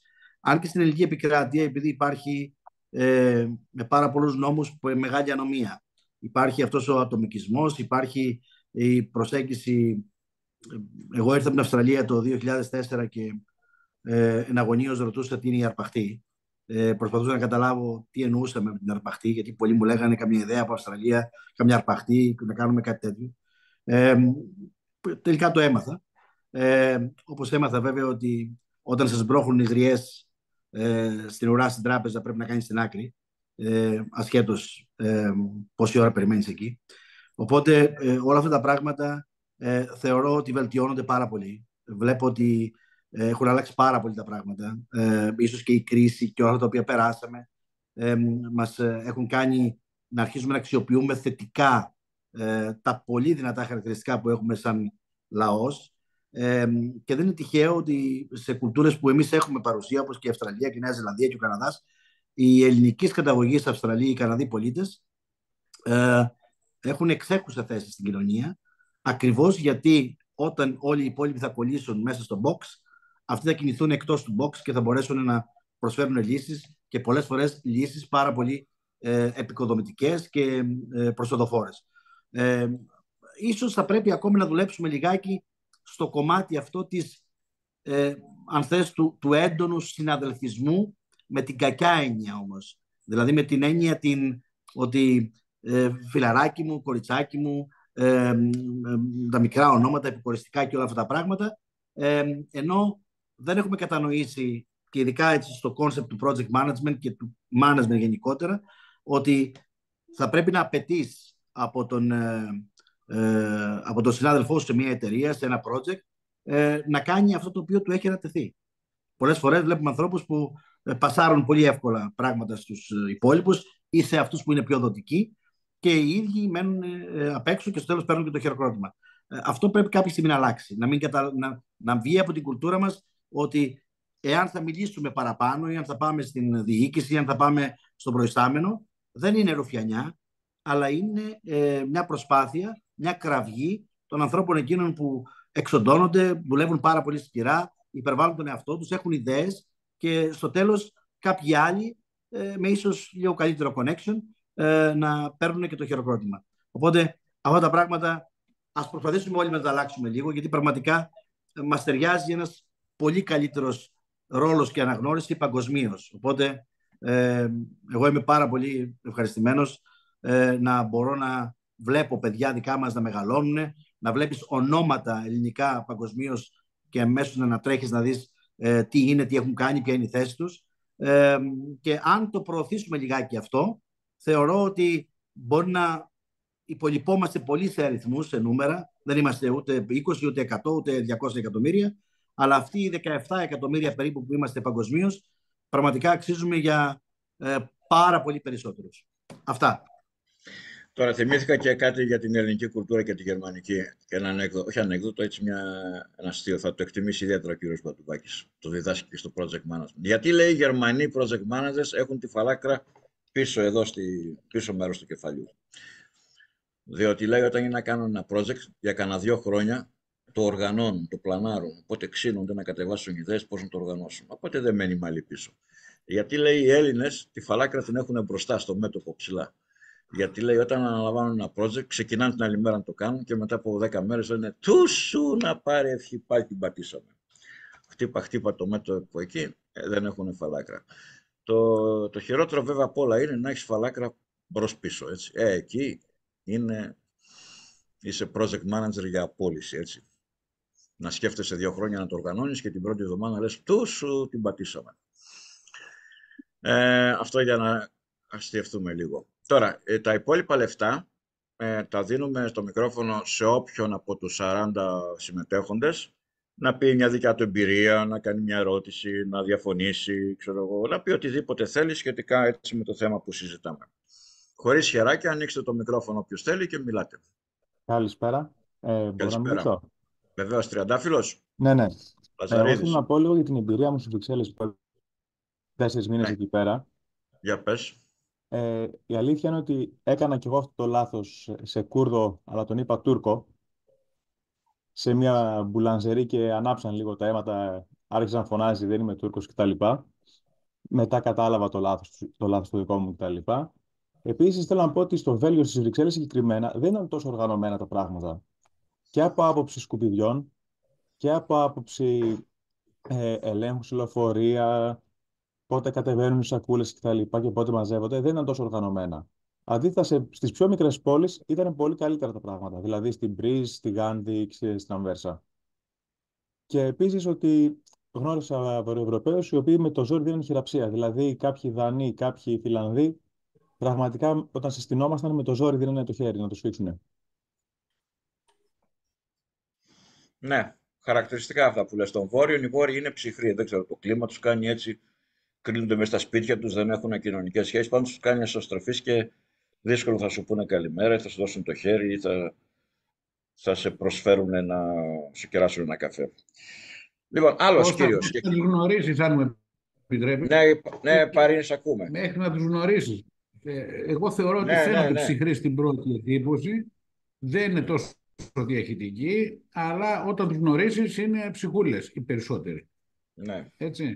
Δεν είναι του να σε κεράσω και να με κεράσει. Αυτό είναι λίγο πιο νότια. Αλλά είναι πολύ ευαίσθητοι και όταν εμφανίζονται πολύ ψυχροί και απόμακροι. Αυτή είναι η εμφάνισή τους εξωτερική. Νομίζω ότι είναι πιο επαγγελματική. Τι μου θύμισες τώρα, είχα τον υπερδιευθυντή μου, δηλαδή διευθυντή του διευθυντή μου από το Λονδίνο, είχε έρθει στην Ελλάδα, τον κάλεσα και του λέω: δεν έρχεσαι και στο εξοχικό μου, άδειο είναι, να κάτσεις εκεί με τη γυναίκα σου μια εβδομάδα, σου δώσω και το αυτοκίνητο το εταιρικό, να κάνεις τις βόλτες σου. Γέμισε και το ψυγείο φτίγκα με ποτά, κρασιά, φαγητά, τυριά. Δηλαδή την έβγαλε τζάμπα εντελώς. Και όταν πήγα Σαββατοκύριακο για να τους δούμε με τη γυναίκα μου, λέω: πάμε να σας κεράσουμε σε μια ταβέρνα, μια ψαροταβέρνα. Πάμε εκεί στην ψαροταβέρνα. Ξέρετε, ως Έλληνες εμείς λέμε: φέρε 2 μελτζασαλάτες, 2 κολοκυθάκια, 2 κροκαυτερές, 2 κιλά ψάρια, φέρε σουπ, φέρε. Τα φάγανε, αδειάσανε τα πυρούνια, δεν έμεινε τίποτα ορθίο.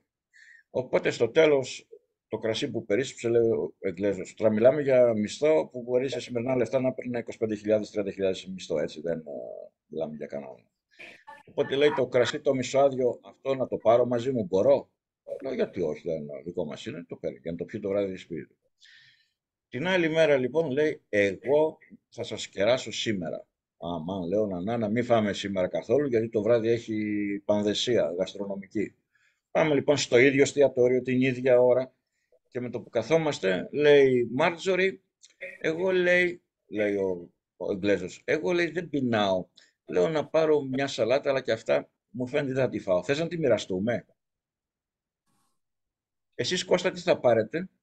Και εγώ καημένος που ήμουν έτοιμος να παραγγείλω τις ψαρούκλες, τα χθεσινά τα ίδια, λέω και εγώ έχω μια έτσι δυσπεψία, δεν ξέρω, να πάρουμε εμείς, ξέρω εγώ, ξέρω τι είπα, δεν ξέρω τι. Μια μερίδα πατάτες να τη μοιραστούμε. Σχολώντας από εκεί το βράδυ, πέρασε από μια καφενείο, ξέρω εγώ αυτό, και αγόρασε 2 κρασιά πανάκριβα, για να τα πιει μόνος του. Άρα αυτή η στάση των Εγγλέζων και των Γερμανών ακόμα, εγώ την έχω δει σε πάρα πολλές περιπτώσεις. Οπότε μην περιμένετε γαλαντομίες πολλές. Τώρα, ζητάμε από ακροατές και άλλους τη γνώμη τους, τις ιδέες τους, τις εμπειρίες τους. Χωρίς χεράκι. Καλησπέρα σας. Καλώς την. Τι κάνετε? Είσαι η Βανέσα? Είμαι η Βανέσα. Γεια σου Βανέσα μας, τι κάνεις? Μια χαρά είμαι. Καλησπέρα και στους υπόλοιπους. Εγώ από την εμπειρία μου με Άραβες, έτσι που έχω τα τελευταία 2 χρόνια. Να μας πεις τι ακριβώς κάνεις, ποια εταιρεία δουλεύεις και τι σχέση με τους Άραβες έχεις? Ναι, φυσικά. Δουλεύω στην ελληνική αεροπορική βιομηχανία, ΕΑΒ, εν συντομία. Και ουσιαστικά έχουμε ένα πρόγραμμα τα τελευταία χρόνια. Δεχόμαστε από τα Ηνωμένα Αραβικά Εμιράτα μαθητές. Του στρατού τους ουσιαστικά είναι Τεχνικούς, μηχανικούς. αυτά που έρχονται, οι οποίοι εκπαιδεύονται ως τεχνικοί, μηχανικοί αεροσκαφών. Ναι, έχουμε διάφορες κατευθύνσεις. Οπότε τα 2 τελευταία χρόνια έχω μια μικρή συναναστροφή μαζί τους. Είναι ηλικίες μεταξύ 20 με 27 χρονών, οπότε σαν να λέμε η νέα γενιά. Και αυτό που παρατηρώ είναι ότι η νέα γενιά τουλάχιστον έχει αρχίσει να έχει αρκετά πρότυπα δικά μας, δηλαδή και της Ελλάδας, λόγω και του ίντερνετ που έχουν την πρόσβαση. Δηλαδή βλέπω ότι έχουν αρχίσει να εξελίσσονται σαν λαός, η κουλτούρα τους. Είναι αυτό που είπατε και προηγουμένως, ότι αρχίζει λόγω της παγκοσμιοποίησης και του ίντερνετ σίγουρα να γίνεται μια ενοποίηση στις κουλτούρες. Και σαφώς είναι πάρα πολύ ευγενικοί και δίνουν τα πάντα προς εμάς. Δηλαδή, κάθε πρωί θα φέρουν τον καφέ, το δικό τους καφέ, δηλαδή που φτιάχνουν το δικό τους χαρμάνι. Θα μας φέρουν γλυκά, θα μας φέρουν οτιδήποτε για να μας κάνουν να νιώσουν ότι πραγματικά είμαστε αγαπητοί προς αυτούς, να το πω και έτσι.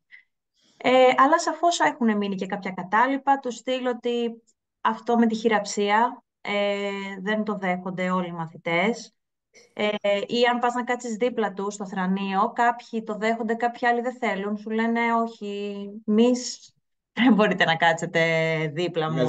Με δασκάλες, καθηγήτριες, γυναίκες πώς φέρονται όταν τους λένε δασκάλες, έτσι πρέπει να το κάνετε? Πάρα πολύ ευγενικοί. Δεν ξέρω, συνήθως μας λένε και σαν τις μαμάδες τους, γιατί έχουν πολύ ψηλά τη μαμά τους, την έχουν πάρα πολύ ψηλά, και τις αδερφές τους. Και επειδή είμαστε κι εμείς γυναίκες, νομίζω ότι δείχνουν ένα σεβασμό παραπάνω από όσο δείχνουν στους άντρες καθηγητές. Με τους άντρες καθηγητές είναι πιο πολύ φίλοι. Θα πούνε πιο πολλοί πράγματα για αμάξια, για ποδόσφαιρο, για τέτοια πράγματα. Σε εμάς θα πούνε για τη μαμά τους, για τις αδερφές τους, θα μας τις δείξουν. Ενώ στους άντρες καθηγητές δεν δείχνουν τις κοπέλες τους, ας πούμε, ή τις αδερφές τους ή τις μαμάδες τους. Σε εμάς δεν έχουν τέτοια κολλήματα, σαν να λέμε. Και αυτό, δηλαδή παρατηρώ ότι έχουν αρχίσει τουλάχιστον τα παιδιά που μένουν Αμπουντάμπι ή Ντουμπάι, δηλαδή σε πιο κοσμοπολίτικες περιοχές, να έχουν αρχίσει λίγο να είναι πιο απελευθερωμένοι. Και δεν μου λες, Βανέσα, τι κάθεστε εκεί πέρα και δουλεύετε και δεν πάτε να σας πάρει να σας παντρευτεί κανένας τέτοιος, να σας δώσει και καμιά πετρελοπηγή και καμιά 2 μαζεράτη έτσι να... Έλα, Τι κάθεστε εκεί πέρα και παιδεύεστε, δεν κατάλαβα. Έχετε Κύριε το γαμπρό Κώστα, στα πόδια σας μέσα Κύριε Κώστα, μην βάζετε ιδέες στα παιδιά, ούτως ή άλλως. Αυτά Αυτός είναι ο στόχος μας. είναι Να επικίνδυνα εμπνεύσουμε τη πράγματα. νέα γενιά να βρει το σωστό δρόμο. Αυτός είναι ο στόχος. Είπαμε να δώσουμε τα λαμπρότερα πράγματα για το project management. Εσείς το πήγατε σε άλλη Κοιτάξτε, διάσταση. Εγώ κάνω life management. θα σας Αυτό πω, είναι πολύ σημαντικό. πιστεύω ότι είναι άλλη η νοοτροπία τους στην Ελλάδα. Πιστεύω ότι αν εμείς πάμε στη χώρα τους, έχουν μείνει τα κατάλοιπα και σίγουρα η συμπεριφορά τους θα είναι τελείως διαφορετική. Θεωρώ. Έχεις απόλυτο δίκιο. Έχεις Ναι. απόλυτο δίκιο, αυτό είναι δεδομένο. Και θα βάλω και μια άλλη παράμετρο εδώ. Πρέπει να είστε σαν γυναίκες πολύ προσεκτικές, γιατί οι Άραβες γενικότερα είναι λίγο exploiters. Να ξέρετε ότι διαχειρίζονται αυτή τη σχέση προς όφελός τους βεβαίως. Οπότε, ναι, μεν έχουν αυτή τη φιλικότητα, αυτή τη διαδραστικότητα και προφανώς με την μεγάλη αλληλεπίδραση σήμερα και την πολύ εύκολη επικοινωνία και τη μεταφορά της πληροφορίας, υπάρχουν συγκλήσεις, αλλά πολλά πράγματα δεν βγαίνουν από το χαρακτήρα ενός Σίγουρα. λαού, Θα οπότε να είστε πάρα πολύ προσεκτικοί. Ναι, θα περάσουν, φαντάζομαι, πολλά χρόνια ακόμα μέχρι Σωστά. να γίνει ακριβώς η ισότητα. Και αυτό θα το εντοπίσεις εάν πας εκεί. Σωστά το εντόπισες. Αν πας εκεί, θα δεις διαφορετική προσέγγιση από τους ίδιους ανθρώπους. Ναι.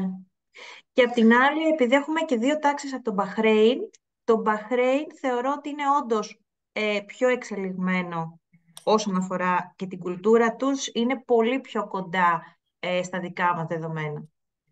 Βέβαια, Το Μπαχρέιν είναι ένα μικρό νησί. Είναι πολύ μικρό αυτό. Ναι. Είναι ένα πολύ μικρό νησί. Έχει μεταφερθεί ο χώρος της διασκέδασης που κάποτε ήταν η Βηρητός στη δεκαετία του 70 και του 80 πριν τον εμφύλιο, ότι ήταν η Βηρητός, δηλαδή το μικρό Παρίσι της Ανατολής, πλέον για τους Άραβες είναι το Μπαχρέιν. Οπότε είναι ένας συγκερασμός λαών και πεποιθήσεων και αχαλήνωτης διασκέδασης, οι οποίοι οι ίδιοι άνθρωποι βεβαίως μετά από λίγη ώρα επιστρέφουν πίσω στη Σαουδική Αραβία και γίνονται βασιλικότεροι του βασιλέως. Γενικά όμως οι άνθρωποι από τον Μπαχρέιν είναι πολύ πιο εξελιγμένοι, οπότε μπορείς να είσαι λίγο πιο άνετος μαζί τους. Και αυτό που έχω παρατηρήσει είναι, συγγνώμη τώρα αν σας διάκοψα κύριε Κώστα. Συνέχισε Βανέσσα, συνέχισε. Αυτό που έχω παρατηρήσει είναι ότι ενώ στο UAE είναι ακόμα η νοοτροπία τους ότι έχω πολλές γυναίκες, παντρεύομαι πολλές γυναίκες, αν και λόγω οικονομικού πλέον δεν μπορούν να ανταπεξέλθουν όλοι να έχουν πολλές γυναίκες. Στον Μπαχρέιν οι περισσότεροι μαθητές λένε ότι όχι, εμείς θέλουμε μία κοπέλα, μία γυναίκα, δηλαδή έχουν φύγει από αυτή την νοοτροπία του χαρεμιού, να το πούμε έτσι. Αυτό είναι αλήθεια και είναι πολύ πιο έντονο αυτό σε χώρες όπως η Ιορδανία και το Μαρόκο. Εγώ προσπάθησα να σηκώσω χεράκι κύριε Κώστα, αλλά δεν με βλέπετε, οπότε... Είπαμε κατευθείαν στο μικρόφωνο πιάνουμε, τα χεράκια δεν τα βλέπουμε. Ο δικός μου πολιτισμός δεν μου επιτρέπει, κατάλαβες. Λοιπόν, θέλω να πω τα εξής. Πρώτον, από την κυρία Καραχάλη ορμόμενος, πράγματι είναι πολύ σωστό. Άλλος είναι ο Άραβας στη χώρα του, άλλος είναι εδώ. Και πολύ ωραία τα είπε ο κύριος Σουβατζής, ότι μην τους εμπιστεύεστε, άλλο πράγμα είναι εκεί. Η θέση της γυναίκας είναι πάρα πολύ διαφορετική. Για τις πολλές γυναίκες είχα μια εκτενή κουβέντα στην Αλγερία, γιατί δεν παίρνουν πολλές. Η πραγματικότητα είναι οικονομική λόγη βέβαια. Η δεύτερη πραγματικότητα είναι ότι για να πάρεις δεύτερη γυναίκα πρέπει να την εγκρίνει η πρώτη. Ναι, εννοείται. Και όπως εξελίσσεται η κοινωνία, αυτό γίνεται δυσκολότερο συνέχεια και άρα στην πράξη δεν έχουν πολλές γυναίκες. Τα παλιότερα χρόνια για εμάς που τους γνωρίσαμε και πιο παλιά, είχαν μια γυναίκα σε διαφορετική πόλη. Διότι αν την είχαν στην ίδια, θα είχαν διάφορα προβλήματα. Ήταν συνήθως ταξιδευτές, πραγματευτάδες, έμποροι και είχαν μια γυναίκα στην πόλη Α και μια γυναίκα στην πόλη. Είχαν δύο οικογένειες στην πραγματικότητα. Αυτά σήμερα δεν μπορούν να τα υποστηρίξουν. Υπάρχει όμως και ένας λαός καταπληκτικός, ο οποίος έχει τα ίδια πολιτιστικά χαρακτηριστικά σε οποιαδήποτε χώρα του κόσμου και να τον βάλεις. Και αναφέρομαι στους Έλληνες. Όταν ήμουν στην Αγγλία και έκανα μεταπτυχιακές σπουδές και δεχόμουν κάθε χρόνο τους Έλληνες, το πρώτο πράγμα που μου ζητάγανε μόλις ερχόντουσαν είναι πού θα πάνε για να φάνε σουβλάκι. Όταν η πρώτη μας κοινωνική εκδήλωση είναι να πάμε σε ένα beer festival, φεστιβάλ μπύρας, αυτοί φορούσαν τα καλά τους διότι πιστεύουν ότι είναι φεστιβάλ κρασιού.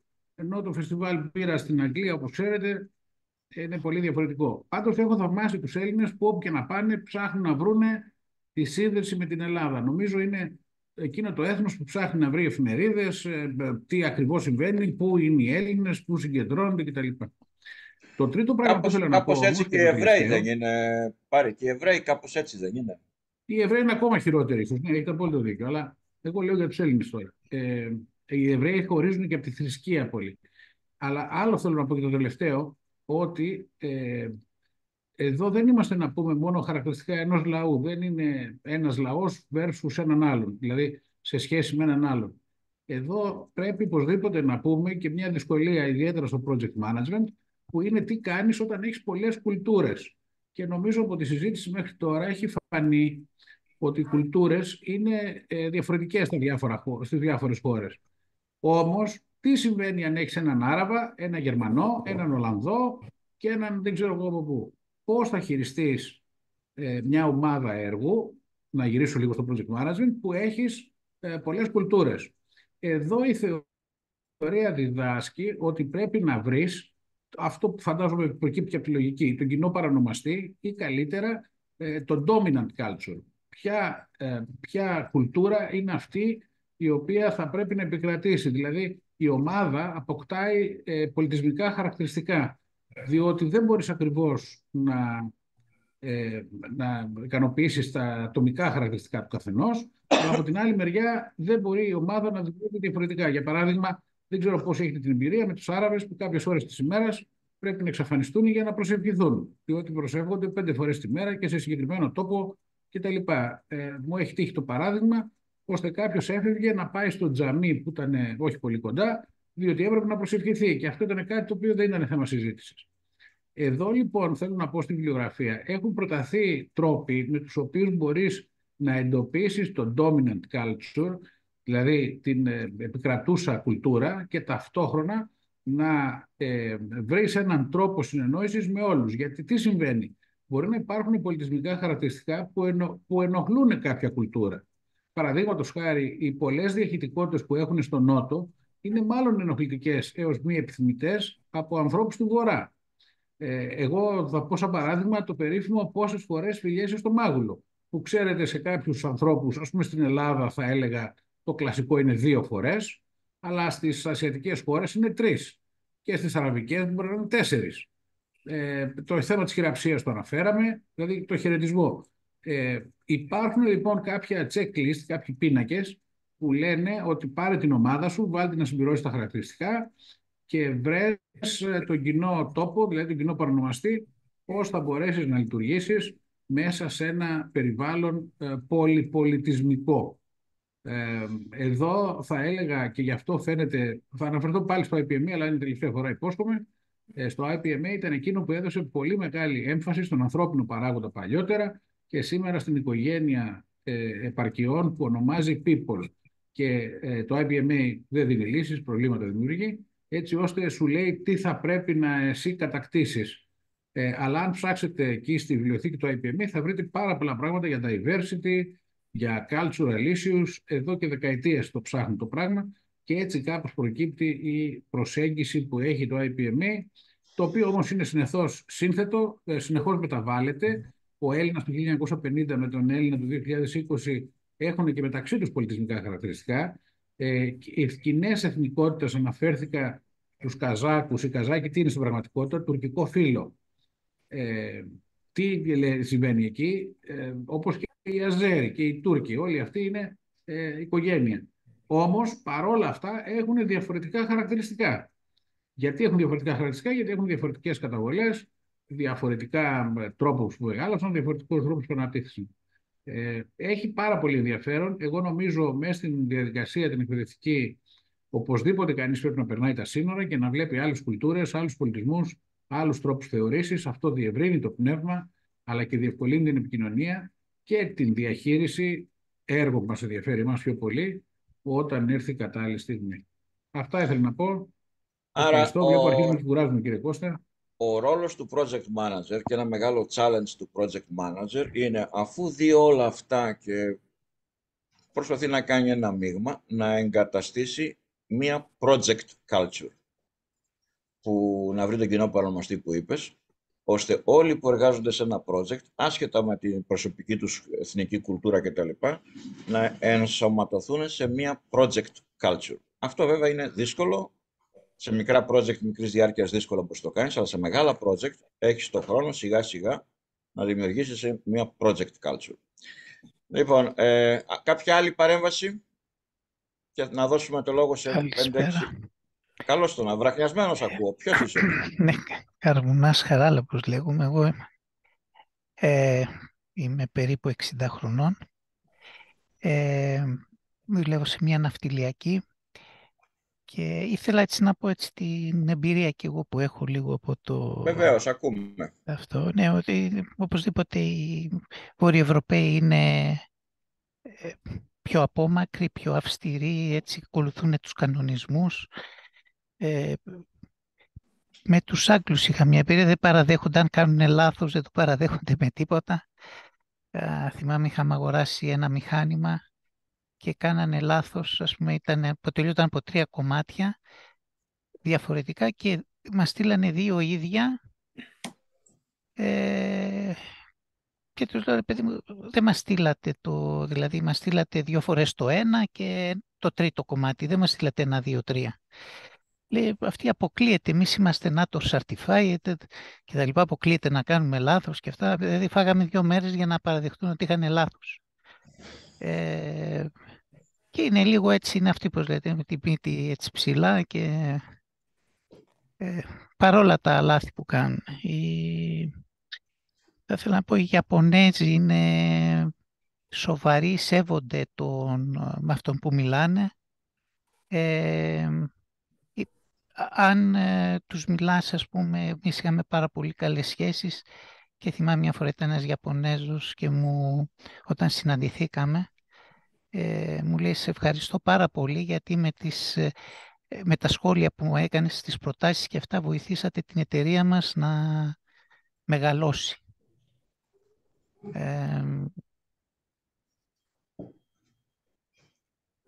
Οι Σιγκαπούροι είναι πάρα πολύ και αυτοί ακολουθούν τους κανονισμούς και πραγματικά είναι μια χώρα αξιόλογη, πιστεύω, για τον κόσμο της.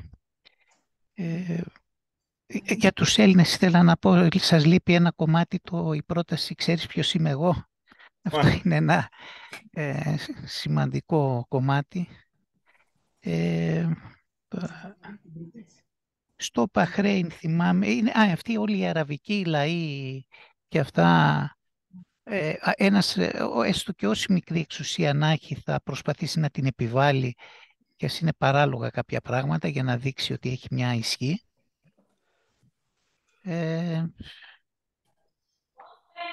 Βέβαια, όταν κάνεις δουλειές είναι διαφορετικά, αλλά θέλω να σου πω ότι είχε κάποιο, θυμάμαι στο Μπαχρέιν μια περίπτωση, βέβαια είναι παλιά υπόθεση, είναι πάνω από 30 χρόνια.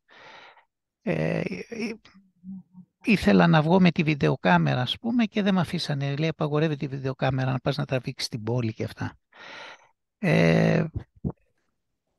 Εντάξει, τώρα πλέον είναι όλα και στα κινητά, δεν υπάρχουν αυτά τα πράγματα. Ναι, με τις φωτογραφίες έχουν ένα θέμα. Δεν μπορείς να φωτογραφίσεις οτιδήποτε χωρίς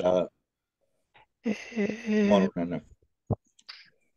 Οι Ινδοί είναι εξαπλωμένοι σε πάρα πολλές πρώην αγγλικές αποικίες και έρχεσαι και σε αυτούς, είναι και αντιπρόσωποι σε αρκετές εταιρείες και αυτά, στις πωλήσεις, έρχονται και στην Ελλάδα. Αλλά γενικά ήθελα να πω ότι αν υπάρχει ένας απλός σεβασμός προς τον άλλον, χωρίς να ψάξεις όλα τα... Η κάρτα ήθελα να πω για τους Ιαπωνέζους, όταν σου δίνει την κάρτα βυζίτου, ας πούμε, πρέπει να την πάρεις με... Ας πούμε, δεν είναι την αρπάζω και εντάξει, τη βάζω στην τσέπη και τελείωσε. Υπάρχει μια ιεροτελεστία, πρέπει να την πάρεις συνήθως στη δίνει με τα 2 χέρια, πρέπει να την πάρεις και εσύ πάλι όταν τη δίνεις. Το θεωρούν κάτι σημαντικό όταν σου δίνει την κάρτα του. Αλλά νομίζω ότι όταν είσαι, και να τελειώσω, να μην σας κρατάω έτσι πολύ, όταν είσαι ευγενικός, χωρίς πολλές χαιρετούρες, έτσι, αγκαλιές και τέτοια, δεν έχεις πρόβλημα γενικά με όλο. νομίζω πάντα είσαι Είναι καλά. ο σίγουρος τρόπος, έτσι. Ο Σίγουρος τρόπος, είναι... ναι, αυτό έχω καταλάβει εγώ. Ευχαριστούμε πάρα πολύ για τις πινελιές που πρόσθεσες. Τώρα τα υπόλοιπα 10 λεπτά, 2 λεπτά σε 5 από τους συμμετέχοντες, νέα παιδιά έτσι ή όποιους θέλουν, να μας αυτοπαρουσιαστούν για λόγους networking, ποιος είναι, πού δουλεύει, τι κάνει, τι θέλει από την καριέρα του και αν πουθενά μπορεί η ομάδα μας να τον βοηθήσει, έτσι, στην καριέρα του, στις δουλειές που ψάχνει κτλ. Εθελοντές. Αν δεν προσφερθείτε θα πω εγώ ονόματα τυχαία, έτσι να ξέρετε. Μην φοβάστε το networking. Επιβάλλετε.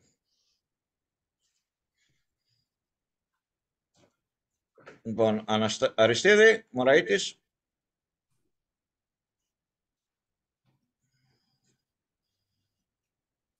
Ναταλία Ζαχαράκη, μας ακούς?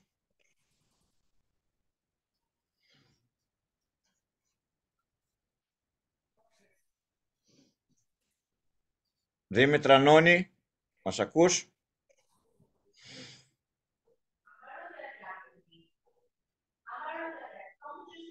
Καλησπέρα. Καλησπέρα, η Δήμητρα είσαι? Ναι. Μπράβο ρε Δήμητρα, για πες μας λίγο και άμα μπορούμε να σε δούμε και όλα για να σε γνωρίσουμε, να σε θυμόμαστε, άμα σε συναντήσουμε σε κανένα δρόμο. Έχω ανοίξει την κάμερα, δεν ξέρω αν με βλέπετε. Ένα λεπτό να δω. Ναι, μια χαρά. Σε βλέπουμε, ναι. Για πες μας λοιπόν, για σένα μερικά πράγματα, να σε γνωρίσουμε. Ωραία, είμαι η Δήμητρα, εργάζομαι ως Project Manager στην εταιρεία Iasis. Α, στην Iasis, μάλιστα. Ναι. Εργάζομαι κυρίως επάνω σε ευρωπαϊκά προγράμματα. Αυτά, τα τελευταία 2 χρόνια κυρίως ασχολούμαι με ευρωπαϊκά προγράμματα. Έχω παρακολουθήσει και στο παρελθόν διάφορα σεμινάρια σας και είναι έτσι ιδιαίτερα βοηθητικά. Μπράβο, και νομίζω με την Iasis κάτι κάνουμε τελευταία, κάτι συζητάμε με την Project U, αν θυμάμαι, αν άκουσα καλά. Λοιπόν, ποιος άλλος θέλει να μας παρουσιάσει τον εαυτό του? Καλησπέρα. Άντε, μπράβο. Η Μαρία ή Καρβουνά βλέπω, έτσι. Ναι. Μπράβο, η Μαρία. Είμαι φοιτήτρια σε Πανεπιστήμιο Διοίκησης. Διοικητικής. Τέλος πάντων, κάνω στο marketing και παρακολουθώ τα σεμινάρια για να δω τι υπάρχει έξω. Παρακολουθούσα και κάποια άλλα με προγραμματισμό, καθώς έχω μία περιέργεια... Εντάξει, οκ, συγγνώμη, νόμιζα ότι είχε κλείσει το μικρόφωνο. Θέλω να εξερευνήσω το τι υπάρχει έξω και να καταλήξω στο τι θέλω αφού έχω δει κάποια πράγματα. Έχεις ξεκινήσει καριέρα ή ακόμα τελειώνεις στο πανεπιστήμιο? Πού βρίσκεσαι? Αυτή τη στιγμή είμαι στο τελευταίο έτος. Θα ξεκινήσω σε λίγο καιρό να ψάχνω για πρακτική.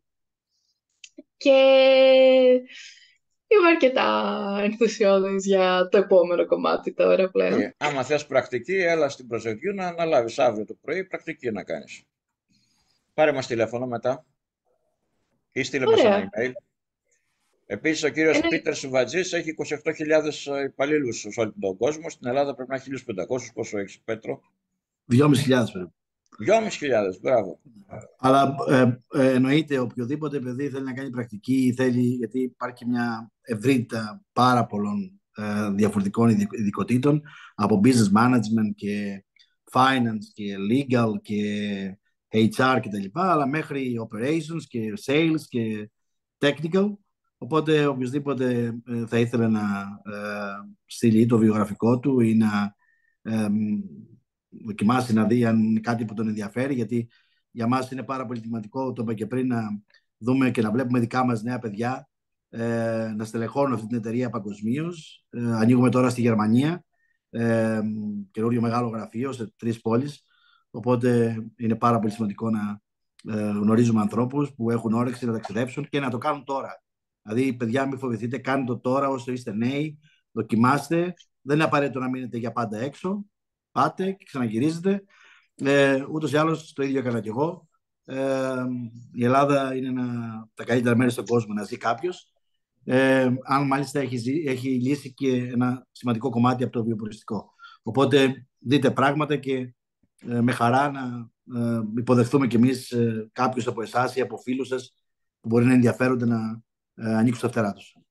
Να συμπληρώσω, Πέτρο, σε αυτό που είπες, ότι μην ακούτε τις μαμάδες σας που κλαίνουν και οδύρονται όλη τη μέρα και λένε «Αχ, brain drain και brain drain και τα παιδάκια μας τα σπουδάσαμε και τα χάσαμε, εμείς πληρώνουμε να τα μάθουμε και αυτοί τα εκμεταλλεύονται οι Γερμανοί και κερδίζουν την επένδυση κτλ». Όχι, να το λέμε brain investment.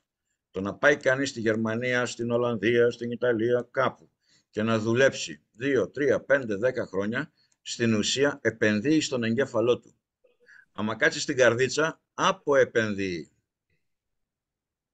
Άρα ξεχάστε το drain brain. Οι μαμάδες σας θέλουν να σας έχουν κοντά και στα γεράματα να τις ταΐζετε. Γι' αυτό δεν θέλουν να φύγουν τα παιδάκια μακριά. Ας τις μαμάδες να παίξουν το ρόλο τους και εμείς το δικό μας. Θα σας πω, συγγνώμη, να προσθέσω κάτι. Συμφωνώ ότι αν έχουμε τη δυνατότητα να πάμε στο εξωτερικό, είτε είναι για σπουδές είτε είναι για δουλειά, ότι καλό είναι να το δοκιμάσουμε. Άποψη δικιά μου, έτσι, μπορεί να διαφωνεί κάποιος προφανώς. Με την έννοια ότι είναι καλό να γνωρίζουμε το τι υπάρχει έξω και καλό είναι και να δοκιμάσουμε τον εαυτό μας. Γιατί με τις δοκιμές εξελιζόμαστε κιόλας. Έτσι.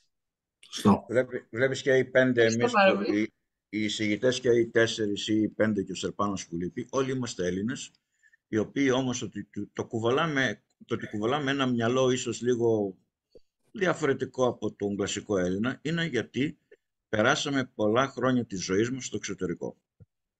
Εγώ έζησα 2 χρόνια στις Βρυξέλλες, στο Λονδίνο 6 μήνες. Αν δεν πήγαινα εκεί, δεν θα ήμουν αυτός που είμαι τώρα. Σας το λέω και σας το ομολογώ. Άρα μην διστάζετε την εξωστρέφεια. Άλλος που θέλει να μας παρουσιαστεί. Κάνε μια-δυο επιλογές, Κώστα, εσύ. Κάνε μια-δυο επιλογές. Θα εφαρμόσω το αραβικό μοντέλο. Θα λέω. Νικολέτα Γκου, δεν βλέπω το όνομα. Νικολέτα, ποια είναι? Γκάγκα. Πώς λέγεται η Νικολέτα? Έτσι γράφει. Νικολέτα Γκάγκα. Γκάγκα. Ναι. Μας ακούς, Νικολέτα? Αλεξάνδρα, όχι. Εκατερίνη Σόνια Αργυρίου. Εκατερίνη Σόνια Αργυρίου. Μας ακούς? Ευθυμία Μαντιλαρά. Γεια σας. Γεια σου, Ευθυμία. Δυστυχώς δεν έχω κάμερα. Κακώς, αύριο το πρωί να πας στο Γερμανό να πάρεις κάμερα. Στην εποχή της εξωστρέφειας και του networking, παγορεύεται να μην έχει κανείς κάμερα. Στο public, Κώστα, για να μην κάνουμε και promotion συγκεκριμένο, έτσι.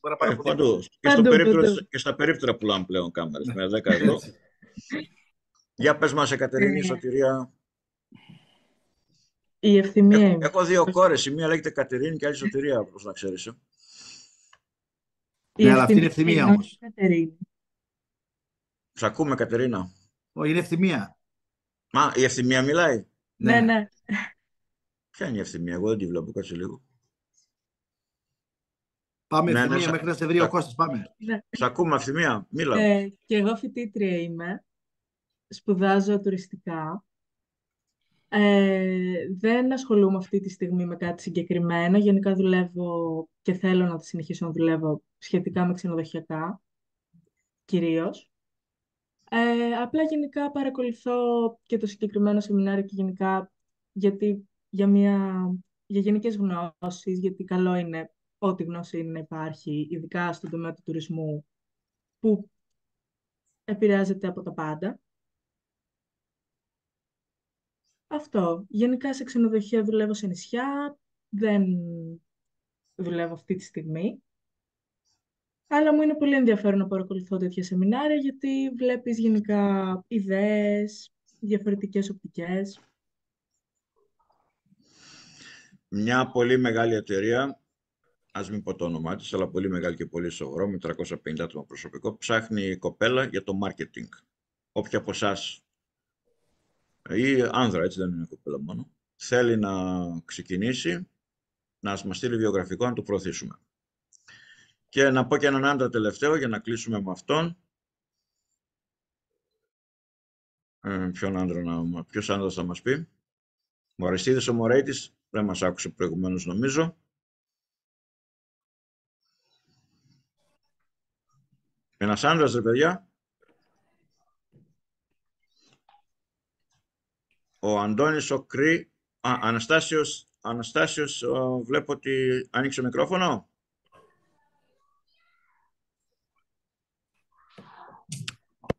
Αναστάσια. Αχ, ντρέπεστε. Καλησπέρα σας. Άντε, πες το. Ποιος είναι? Ο Ιωάννης είμαι. Ιωάννης, τι Ιωάννης? Αποστόλου. Έλα Γιάννη. Τι κάνετε? Καλά είμαστε, τι κάνεις? Ευχαριστούμε όλους τους ομιλητές. Είχαμε καιρό να σε για την εμπειρία. Εγώ είμαι στο μετέχμιο. Αλλαγής από project management στα logistics και τη μεταφορά μου καθαρά σε project management θέση εργασίας. Έχω δει και έχω συναντήσει εντός του ελληνικού χώρου όλα αυτά που είπαν οι προλαλήσαντες, τις διαφορετικότητες στην κουλτούρα, αλλά έχω δει και διαφορετικότητα στην κουλτούρα εντός των Ελλήνων. Διαφορετικότητα ανά περιοχή, διαφορετικότητα στην κουλτούρα στο Κοροπή, διαφορετικότητα στην κουλτούρα στους Θρακομακεδόνες, διαφορετικότητα στην κουλτούρα στο Μαρούσι. Είναι πολύ σημαντική η κουλτούρα στο να επιτύχουμε πολλά πράγματα σε ατομικό και σε συλλογικό επίπεδο.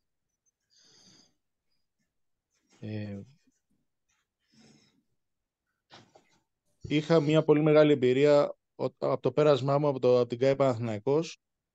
Επί 14 χρόνια συναναστρεφόμουν με άλλης εθνικότητας ανθρώπους, αθλητές. Ήταν μια ιδιοποιώς διαφορά στα πάντα που έχω ακούσει σήμερα, είναι ότι όλοι είμαστε άνθρωποι. Ναι, μεν έχουμε την κουλτούρα μας, αλλά όταν βρούμε το κουμπί του κάθε ενός ή της κάθε μιανής συναδέλφου, συναδέλφη σας, μπορούμε να συνεργαστούμε ανεξαρτήτου κουλτούρας.